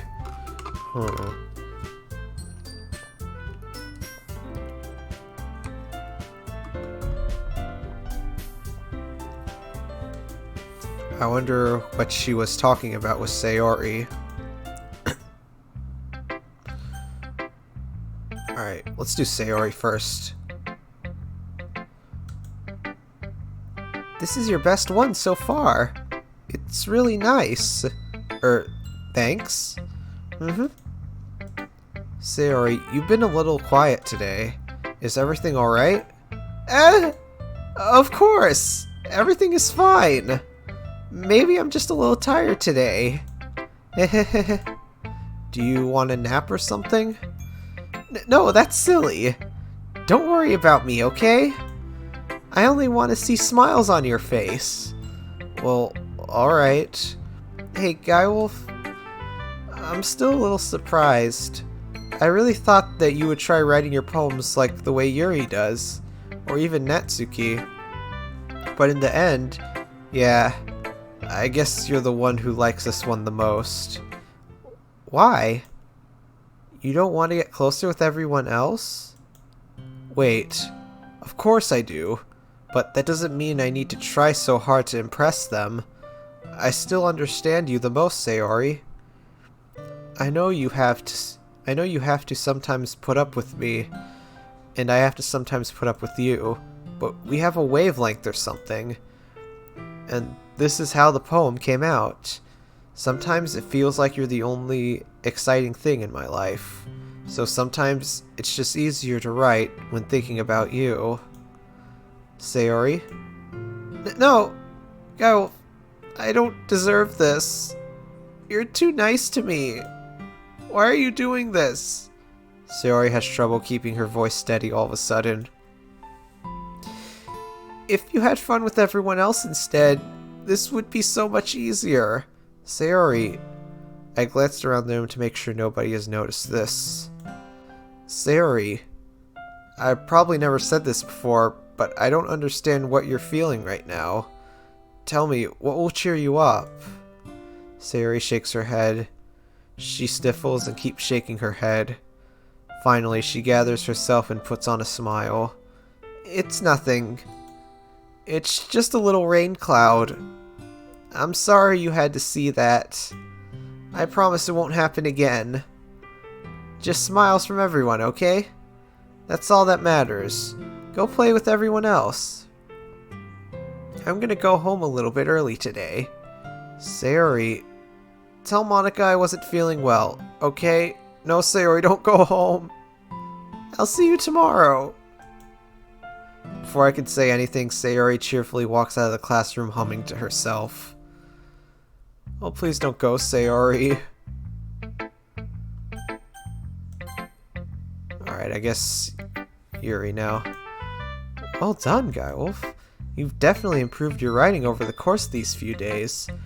Has my advice been helpful to you? Yeah, definitely. I'm glad. Sharing our writing like this, it's a lot more fun and rewarding than I anticipated. I need to remember to thank Monika. I think we all felt a little awkward at first. But now it seems like everyone is enjoying sharing their writing and seeing what others think. I guess I can't really disagree. I was afraid this whole thing would be a chore. But it's a great way for me to spend some personal time with all the girls in the club. It's been fun getting to know everyone and their writing. Please! Oh baby! Don't go!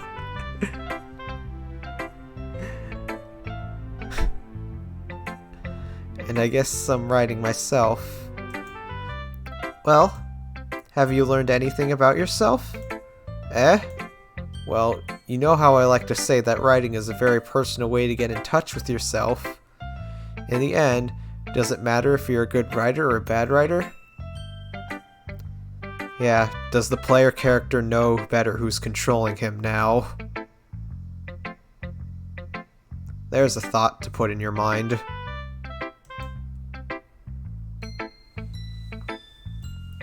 And even my opinions are just opinions, you know.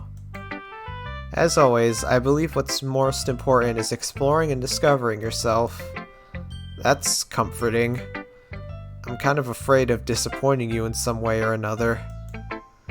Eh? Why me?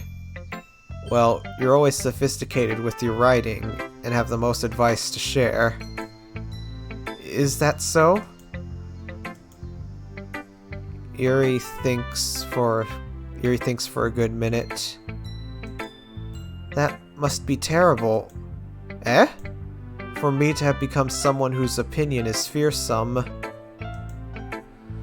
How unlikable of me. Yuri, it's not as bad as you're making it out in your head. I just meant that I respect your opinion. I see. I'm sorry that I always overthink and come to those sorts of conclusions. I'm just a little too used to it. Overthinking? Being disliked. Yuri. What am I saying? I'm sorry I didn't mean to bring that up. Let's move on. Alright. Do you want to share your poem now? Okay. Here. Beach. A marvel millions of years in the making, where the womb of Earth chaotically meets the surface, under a clean blue sky, an expanse of bliss, but beneath gray rolling clouds, an endless enigma. The easiest world to get lost in is one where everything can be found. One can only build a sandcastle where the sand is wet, but where the sand is wet, the tide comes. Will it gently lick at your foundations until you give in, or will a sudden wave send you crushing down in the blink of an eye? Either way, the outcome is the same. Yet we still build sandcastles. I stand where the foam wraps around my ankles, where my toes squish into the sand. The salty air is therapeutic. The breeze is gentle yet powerful.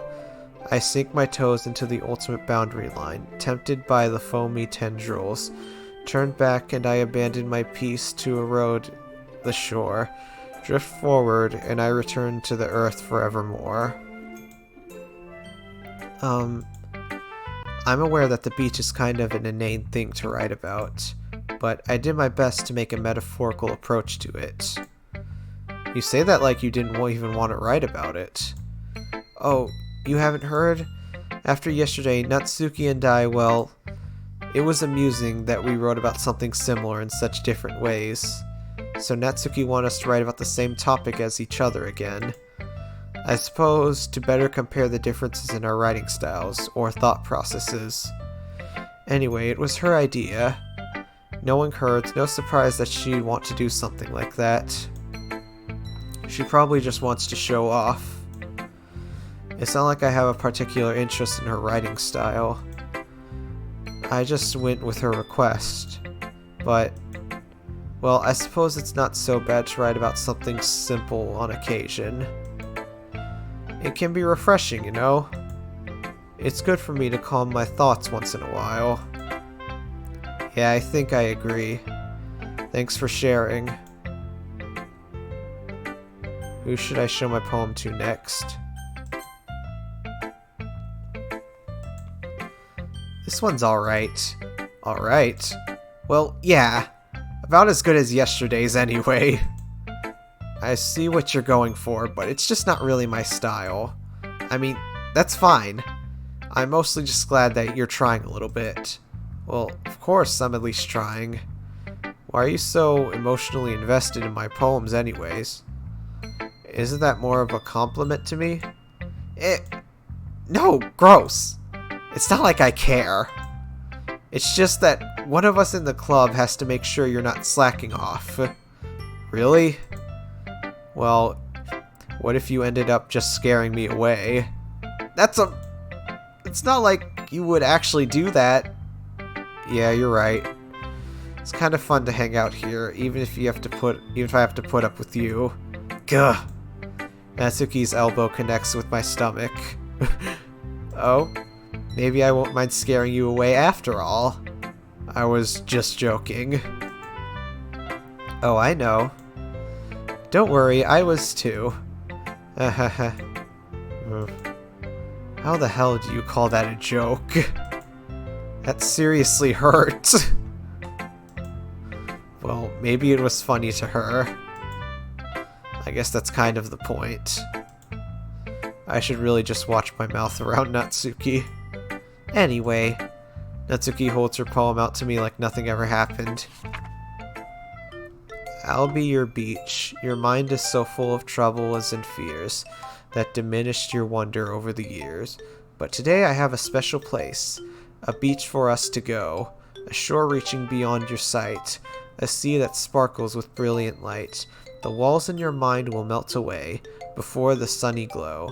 I'll be the beach that washes your worries away. I'll be the beach that you daydream about each day. I'll be the beach that makes your heart leap. In a way you thought I had left you long ago.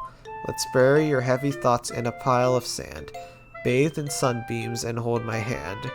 Wash your insecurities in the salty sea, and let me see you shine.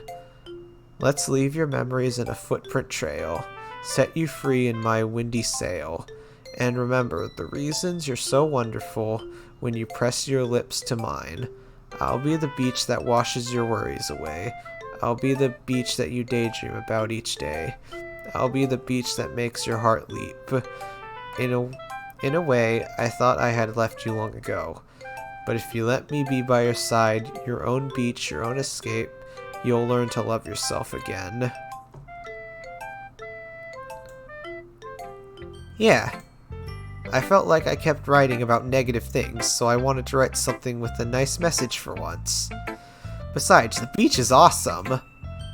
Kinda hard to write anything negative about the beach. Well, Yuri's take on it was a little more solemn. Well, Geez, she better not have said anything bad about mine. After all, she was the one who wanted us to write about the same topic. You can really see her doing that too. Making us write about a simple topic and trying to impress me by coming up with something all fancy. Well, it's not like I care. I just did it anyway.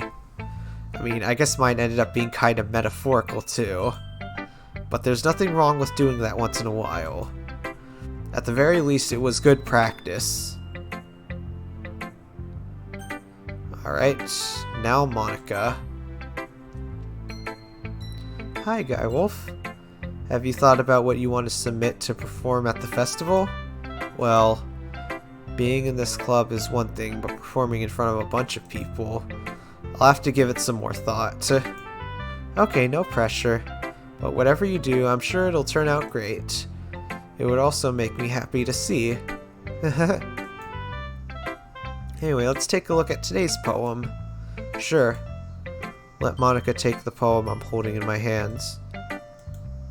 It's pretty good. It makes me think of Sayori, like the other one that you wrote. You two are like the dynamic duo. That's kind of exaggerating it. Yeah, probably. But you do spend a lot of time with her, even in this club, don't you?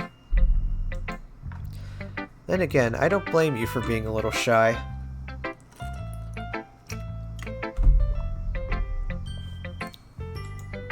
I'm not shy, it's just... I'm just teasing. I know it takes a bit of time to make friends with everyone, but Yuri and Natsuki are super interesting people, so don't be afraid to give them their share of time. And you can talk to me every now and then too. I'm not like unapproachable or anything, am I? Oh no, it's nothing like that at all. I'm just still getting used to being here, that's all. Yeah? I'm sorry if I was putting pressure on you or something. I really didn't mean it like that. No, don't worry. I get what you're saying. Well, alright. Anyway. Oh, hey, Crimson! Thank you for the follow! We're playing some Doki Doki Literature Club right now. It's the remake that was just released. I just hope you know that this game is... It may not appear to be, but it is a horror game with psychological horror, so just letting everyone know in case they're like easily disturbed by psychological horror. I think we're almost to the end though of like the first part. We'll see. I'll share my poem with you now, alright? Alright. A lady who knows everything. An old tale tells of a lady who wanders Earth. The lady who knows everything. A beautiful lady who has found every answer. All meaning, all purpose, and all that was ever sought. And here I am. A feather. Lost adrift the sky, victim of the currents of the wind. Day after day I search. I search with little hope, knowing legends don't exist. But when all else failed me, when all others have turned away, the legend is all that remains, the last dim star glimmering in the twilight sky. Until one day, the wind ceases to blow, I fall, and I fall and fall and fall even more.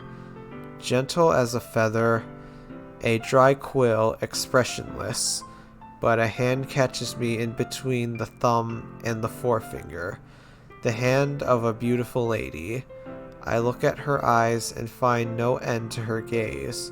The lady who knows everything knows what I am thinking.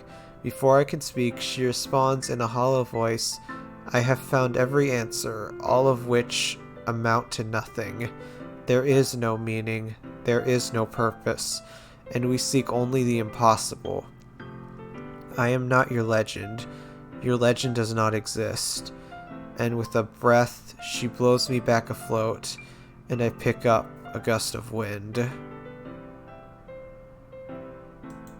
You know, I feel like learning and looking for answers are the sort of things that give life meaning. Not to get too philosophical or anything, but it was kind of on my mind, so that's what I wrote about. I see. I never really put much thought into it. In a way, it's almost paradoxical, Because if we had all the answers, wouldn't the world start to lose its meaning? You know, there's one thing I noticed. It seems like everyone in the club prefers writing about things that are more sad than happy. Are you surprised? I mean, if everything was okay, we wouldn't really have anything to write about, would we? Humans aren't two-dimensional creatures. I think you know better that I think you know that better than anyone. You mean one-dimensional? Yeah, that. Anyway, here's Monica's writing tip of the day. Are you ever too shy to share your writing because you're afraid it's not that good? It can be really disheartening to get a lukewarm response to something you put so much into. But if you find other people who enjoy writing, then sharing becomes a lot easier. Because instead of just telling you that your writing is good, or okay, or bad, they'll want to focus more on everything that went into it and the things that you can work on. That poem was ominous. Hi, Jump and Flap! Your stream title concerns me. Yeah, well, you'll understand if you know what happens in this game. I think we're almost to the end, though, but thank you so much, Jump, for showing up to my stream. And thank you, Crimson. I really appreciate it, but let's just see what happens. It's much more encouraging that way, and it will make you want to continue improving. It's almost like having your own little literature club, don't you think? That's my advice for today. Thanks for listening. Okay, you three. We're all done sharing poems, right? Why don't we start figuring out... Hold on a second! Is it just me, or did you say something strange just now? Eh? Something did sound a bit unusual. That's right.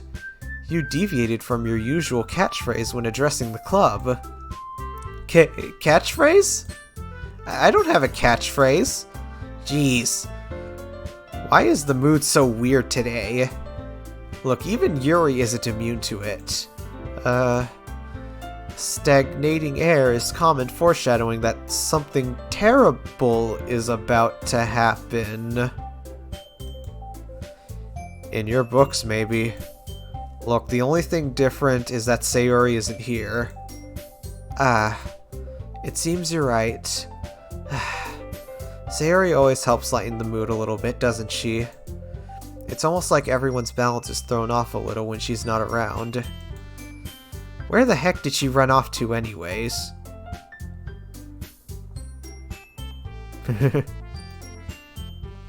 I thought she just went to pee. Natsuki, please show some decency. Oh, come on! She actually wasn't feeling too well, and she went home early. Yeah, right? Is that so? I hope she's alright. Seriously, of all the times to not go home with her, you pick the time she's not feeling well. So much for you two being all lovey-dovey. No. First of all, stop misunderstanding my friendship with Sayori. And second, she's kind of been avoiding me today, so I didn't want to force it. Who? That curious expression coming from Yuri of all people. Calm down, guys. I talked to her earlier and everything is fine. What did she say? Anyway, we need to figure out the rest of the festival preparations, so... We're gonna keep going. Let's decide what everyone will be doing this weekend. I already know what I'm doing. That's right. Natsuki will be making cupcakes. But we might need a lot of them and different flavors. Can you handle that all by yourself, Natsuki? Monica. Challenge accepted. Yeah, she just changed the subject. And as for myself, I'm going to be printing and assembling all the poetry pamphlets. Sayori will be helping me design them. And as for Yuri... Yuri, you can... Huh? Guys? Can you help me come up with something for Yuri? I'm useless. No, no, no. That's not it at all. You're the most talented person here, you know? Now, Natsuki's pouting too. Jeez, even I can tell now. I guess I never gave Sayori enough credit, but I can tell things are even harder on you when she's not around. That may be the case, but if I can't also be a leader on my own, then I won't grow as a person. So Yuri, you have beautiful handwriting, you know? So you should make some banners and decorations to help set the atmosphere. Atmosphere? About that... I love atmosphere. Yuri's expression suddenly changes as she stares at her desk in focus and starts nodding to herself. Your mind is already racing, I see. That's great. You'll be a wonderful help, Yuri. But anyways, that just leaves you, GuyWolf. The one who is truly useless. Don't say that. In fact, both Natsuki and Yuri have some pretty heavy tasks to handle. It would probably go a long way to give one of them a hand. You could always help me out as well. I would be really appreciative of that. Is Monica suggesting I spend the weekend with one of my club members? How on earth are they going to respond to a suggestion like that? I suppose I wouldn't mind a bit of help. Well, even if you don't know how to bake, there's always some dirty work I could give to you. It's not like Monica's going to give me a choice, and you shouldn't be sitting on your butt anyways. Natsuki tries to mumble a bunch of excuses like that. If I recall, Natsuki, you mentioned that you would like to handle baking on your own. Elf may not like to be around if you only make him out to be a nuisance. So therefore, he may be more suited assisting with the decorations. Hold on, I never said that! How hard could it be to make a few decorations anyways? Sounds more like you're just making excuses for GuyWolf to... What are you saying? It will be extremely meticulous work. And baking isn't? Just what do you think? Guys, let's settle down for a moment. In the end, I think it's up to GuyWolf to decide how he'd like to contribute. Besides, he hasn't really gotten the chance to spend any time with me yet, you know. So I'm sure he's interested in... You literally just said... I'm surprised as well. Sorry. I was just saying, though. Jeez.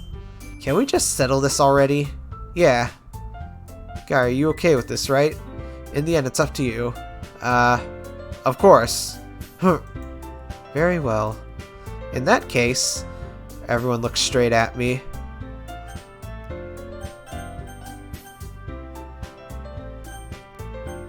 Sayori. I mean, if it's going to be anyone, I'd prefer helping Sayori. I mean, we're already neighbors and... But Monica said that Sayori was helping her. Jeez. Do you really hate us that much? No! Sorry, I didn't mean for this to be difficult. Just think of the club, okay?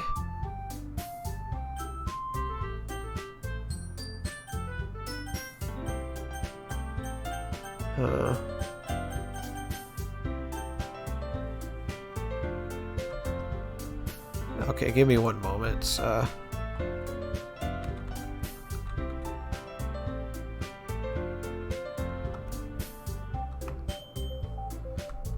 Give me one moment.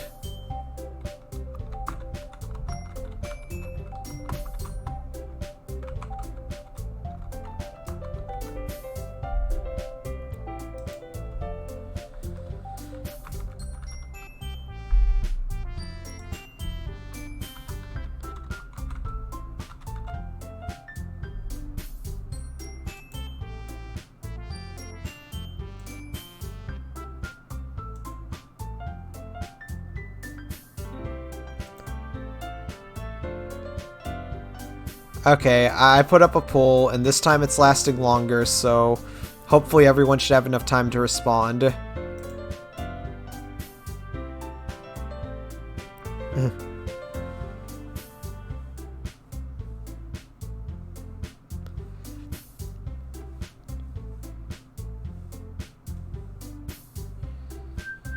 Okay, it should last for about 5 minutes, so it should work.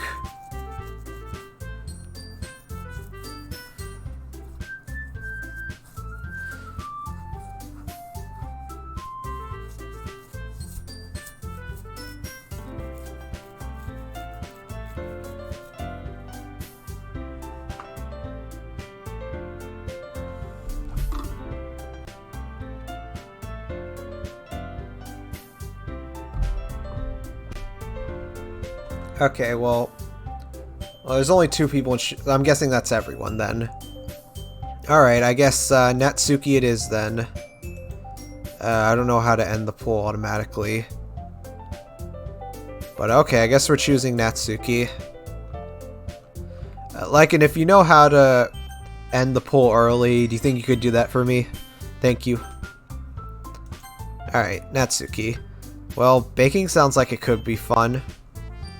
And you guys made it sound like a lot of work, so it could probably use 2 people. Don't worry. Baking is a ton of fun. You'll definitely agree. Just a minute ago you were saying that... That's because... Never mind, okay? Well, anyway. You'll be fine by yourself, right, Yuri? Of course. I'm used to it after all. That's good. Even though Yuri is being melodramatic, it's a little hard to not feel bad. So that's everything, right? Anything else we need to talk about? No, I think that's it. Are you guys excited? Yes! Everything except the performance is gonna be awesome. I don't think that really counts. What about you? Me? I guess you could say I'm interested to see how it'll turn out. That's good enough for me. What about you, Yuri? Yuri? She's still sulking. Natsuki starts pouting too. It's not... I mean, it's not that big of a deal or anything. Well, it might not be just that. I think that Yuri might just be feeling a little underappreciated in general. Having come up with something for her to do and then nobody offering to help. That doesn't mean... Natsuki glances back and forth between everyone with a worried expression. Look! Natsuki goes over and puts her hands down on Yuri's shoulders. Yuri, you really are the most talented one here. And you're going to help make the event a lot more fun and welcoming. I mean, the cupcakes will probably help a lot too. But you're going to make the atmosphere special. That'll be really important for the way that people feel during the performances. So, you need to stop being dumb and give yourself a little more credit. Natsuki releases her hands and turns around to face the other direction. You didn't really mean that, did you? Not really, but... Yuri isn't the only one surprised. Monika and I are also taken aback by Natsuki's words. Natsuki of all people to be saying such encouraging things. But I begin to understand. Natsuki was trying to sound like Sayori. Even if it didn't work perfectly, I can tell that she tried to say something Sayori would say at a time like this. Because Sayori always helps everyone smile and feel good about themselves. I'm sorry for being dumb. I'm going to do my best. And all of us are going to make it a really great event. Yeah. I hope to see everyone do their best. But with that, there's nothing more for today. So I guess it's time for us to head out. Okay, but I'm staying here a bit longer. I barely got to do any reading today, so fair enough, there's nothing wrong with that. Everyone packs up their things. I start to follow Monika and Yuri out the door as they chat between each other. Where are you going? We still need to figure out plans for this weekend. You literally would have gotten home and realized that you didn't have a way to contact me. Oh, that's true. I have no idea how that slipped my mind. Geez, good thing I stopped you. I'm giving you my number, okay? You better not make it weird or anything. Why would I do that? Natsuki gives me her number. Okay, I'm coming over on Sunday. I'll bring all the ingredients. Wait, you're coming to my house? Well, yeah. What's wrong with that? I mean, I just figured that since I'm the one helping you, it was going to be your house. Yeah, right. Like I could have a guy over my house? My dad would kill me. Really? That's kind of strict if you ask me. Yeah, how do you think I feel? I can't do anything when my dad is home. Anyway, I just need to complain for a second. We have each other's numbers now. That's all I need from you. I guess I'll text you when I'm coming over. Alright, fine by me. Yeah, I'm really gonna show you why I love baking so much. You'd better look forward to it. Oh? Didn't you say you were just going to give me some of the dirty work? Well, I was just saying that. It's not like I could act like in front of everyone.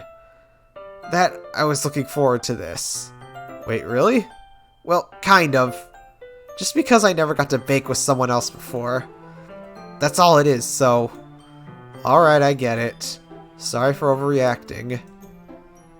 Anyway, I'll be heading out now. See you on Sunday.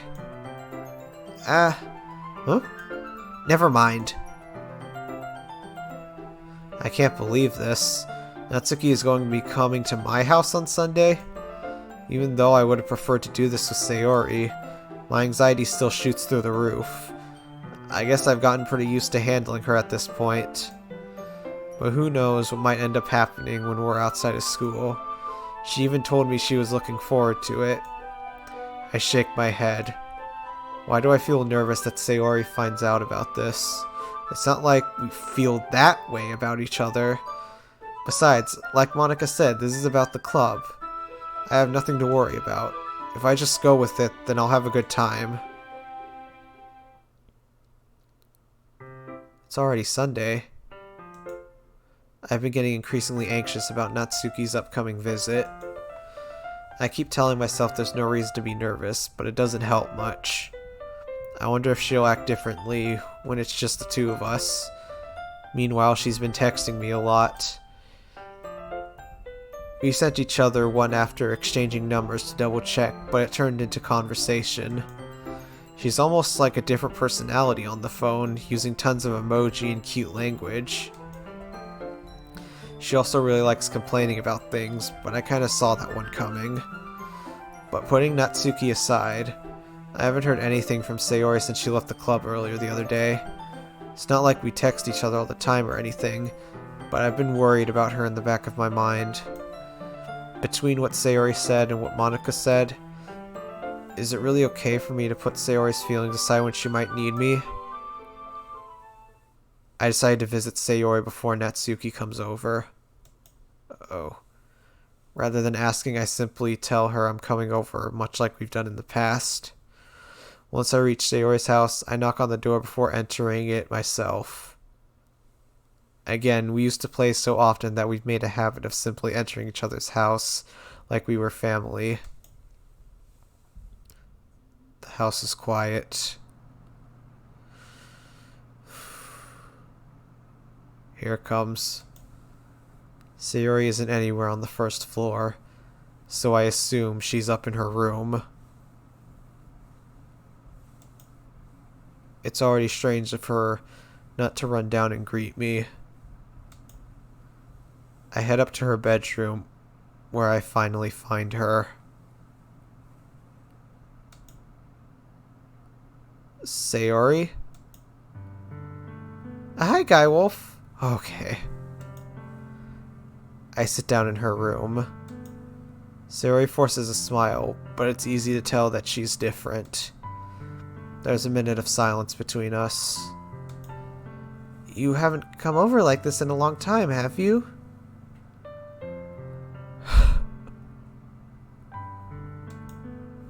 I guess you're right. It has been a long time. Not much has really changed, has it? Sayori's room is messy as it's always been. I also recognize the same stuffed animals and wall decorations that she's had for years now. Ehehe. If you came over more often, it wouldn't be such a mess. It's because I end up cleaning it for you. How come you suddenly wanted to come over today? Aren't you supposed to see Natsuki today? Yeah, but... Wait, how did you know that?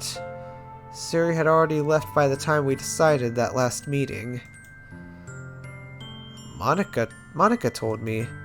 It's only natural for her to keep me informed about the festival preparations, right? That's true.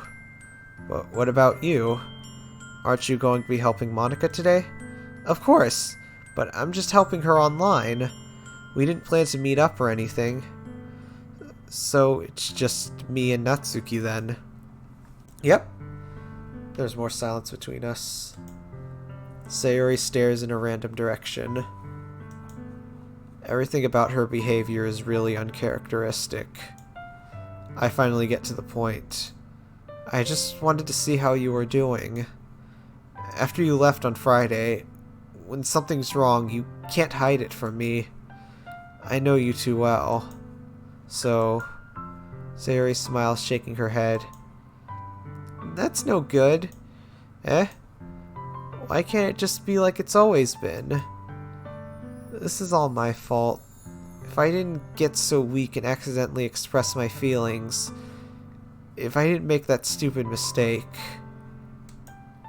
then you wouldn't have been worried about me at all. You wouldn't have come here. You wouldn't have even been thinking about me right now. But this is just my punishment, isn't it? I'm getting punished for being so selfish. I think that's why the world decided to have you come over today. It just wants to torture me. Hehehe. Sayori. I grab Sayori by the shoulders. What on earth are you saying? Are you listening to yourself right now? I know something happened to you. There's no other explanation for you to be like this. So tell me already. Until I know, I won't be able to stop thinking about it. Sayori gives me an empty smile. You really put me in a trap, but you're wrong. Can someone hug her, please? Hearts in the chat for Sayori. If you have heart emote, hold on.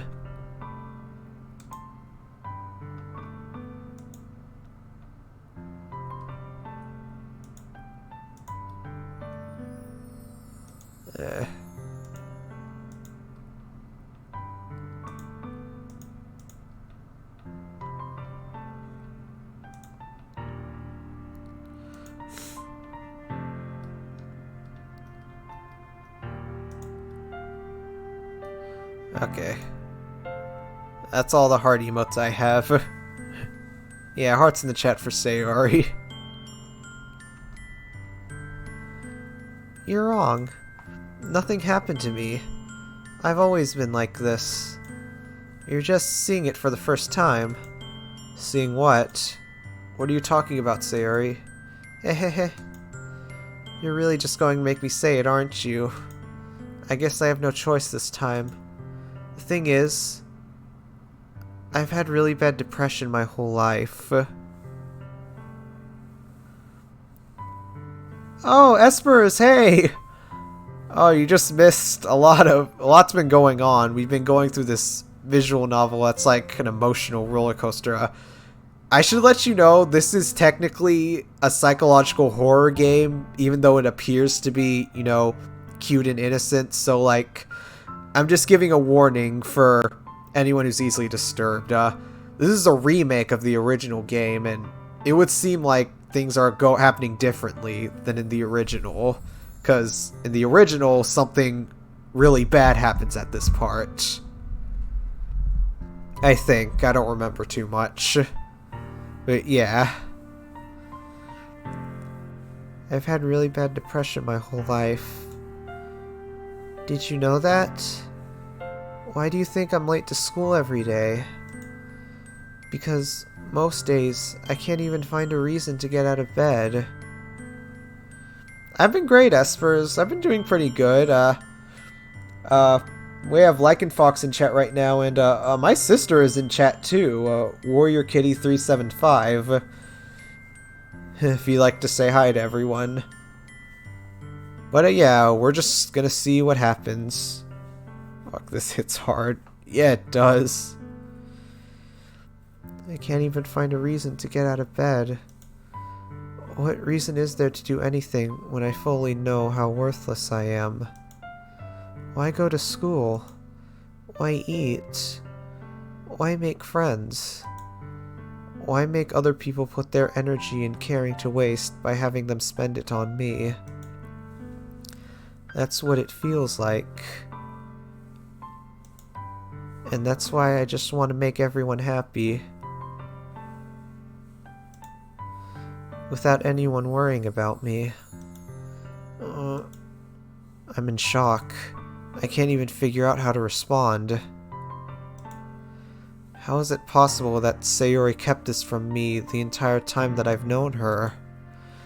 Did she really want so badly for me to just not think about her? Why, Sayori? Why is it that you've never told me about this? It almost feels like I've been betrayed as your close friend. Because if I knew, I would have done everything I could to support you.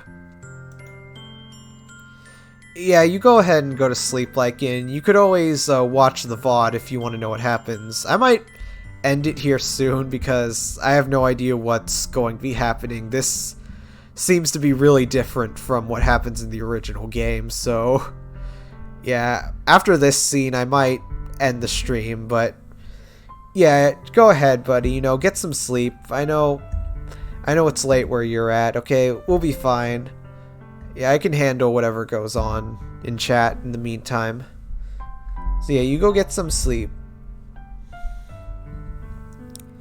Even if there's only so much that I could do, I would have tried a little bit harder to make every day a little better for you.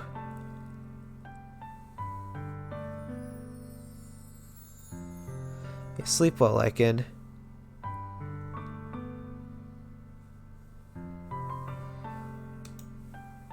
That's why I'm your friend. All you had to do was tell me. You don't understand it. Why do you think I didn't tell you? Because if I told you, then you would have to waste effort caring about me instead of doing something important. I don't want to be cared about. It's bittersweet when people try to care about me. It feels nice sometimes, but it also feels like a bat being swung against my head. That's why I wanted so badly for you to make friends with everyone else. Helping everyone be happy together is the best thing for me. But then I discovered something else too. Seeing you make friends and get closer with everyone in the club, it feels like a spear going through my heart. So that's why I decided the world just wants to torture me. Every path leads to nothing but hurt. You're right that I don't understand. I don't understand your feelings at all, Sayori. But I don't need to understand. Whatever it takes for me to help you stop hurting, that's what I'll do. No, GuyWolf. There's nothing. Nothing at all. The only thing that could have helped is if everything could be like it always was. But I was selfish. I finally showed you what a horrible person I am. Tears streaked down Sayori's face. I made you join the literature club because I was selfish. And I was punished by my heart hurting in a way that I couldn't understand. And you came here, and I made you hurt too. I'm just weak and selfish. That's all I am. And that's why I'm going to accept these punishments. Because I deserve every last one. Without thinking, I once again grab Sayori's shoulders. This time, I pull her into a tight embrace. Yeah, virtual hugs to Sayori. Oh wait, hold on. I actually have a hug command. Hug.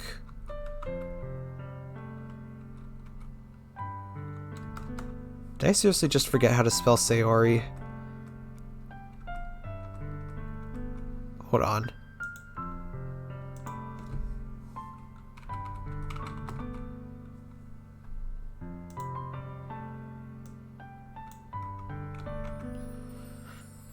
Yeah, hold on.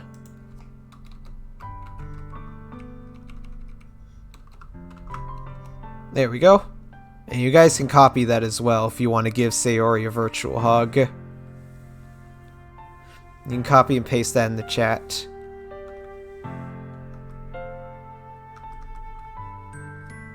This time I pull her into a tight embrace.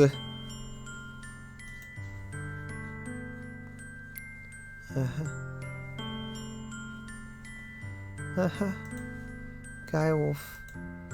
Sayori. All the hugs. I don't care if you feel selfish. I'm really happy that you convinced me to join the club. Seeing you every day makes it worthwhile enough. If I make friends with everyone else, then that's just a bonus. But please, never underestimate how much I care about you.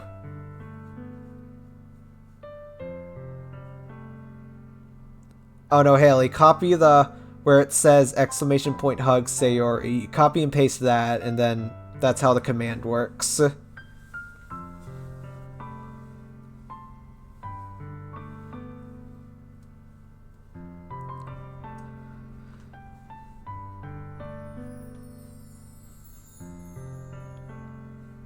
Yeah. But please, never underestimate how much I care about you. I wouldn't have it any other way. GuyWolf. Sayori isn't hugging me back.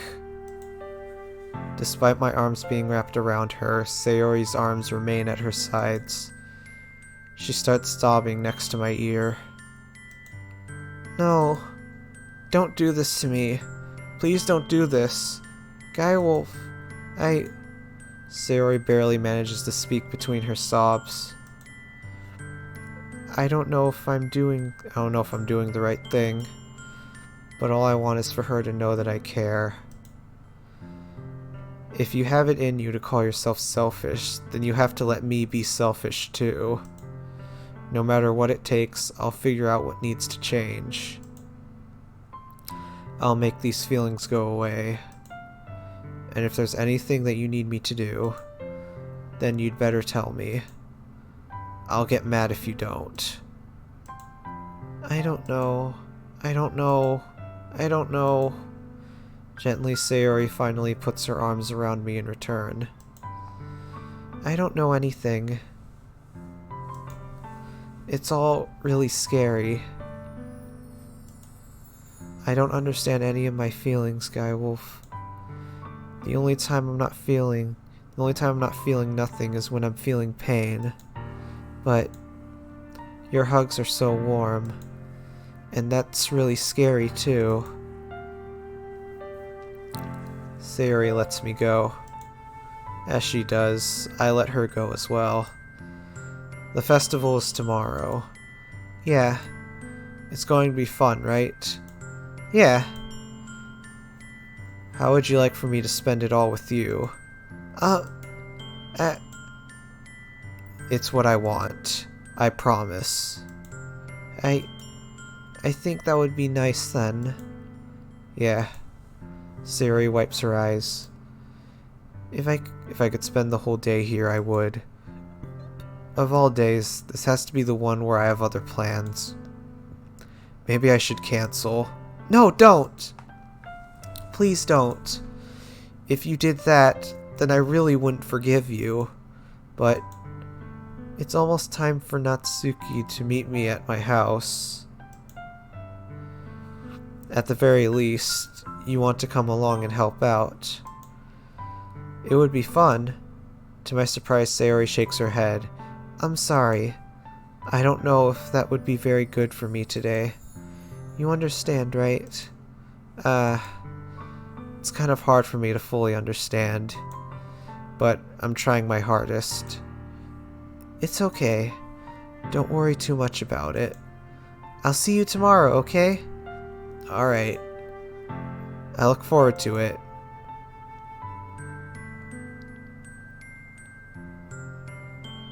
Oh, does it? Okay, give me one moment. I might need to create a new link. Alright, invite people.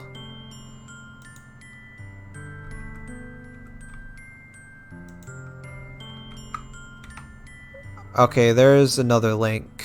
This one's different, so I guess this is the one that'll work. I might have to update my Nightbot command then.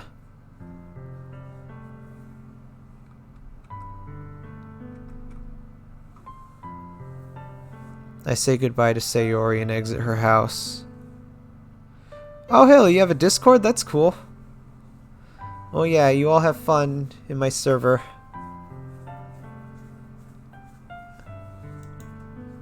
On the way home, I find myself still feeling uneasy. But it's hard for me to keep thinking about it when Natsuki is about to come over too. I think Sayori is right. I shouldn't be worrying too much, and we're definitely going to have a great time tomorrow. I should just focus on what's ahead of me. Alright, I think we'll go ahead and stop it right here. Let me go ahead and save one last time. Yeah.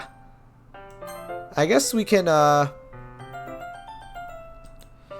I guess we can go ahead and continue this tomorrow, or not tomorrow actually. I work the whole day. It would have to be really late at night if I did it.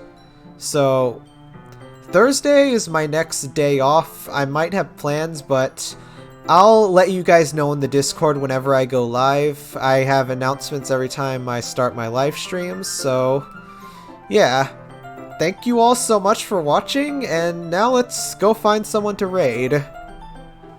Alright, let's see who's streaming right now.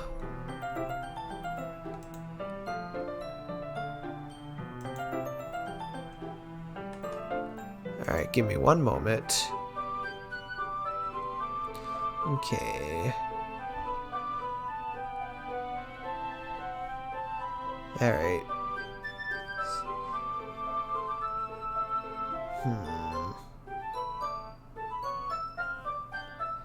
Oh, you're welcome. Thank you all for showing up.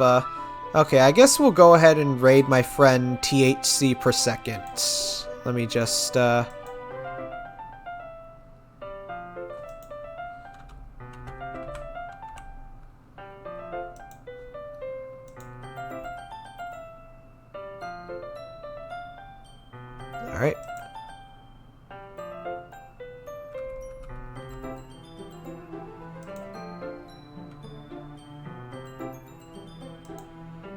Alrighty then. Let's see. Alright then.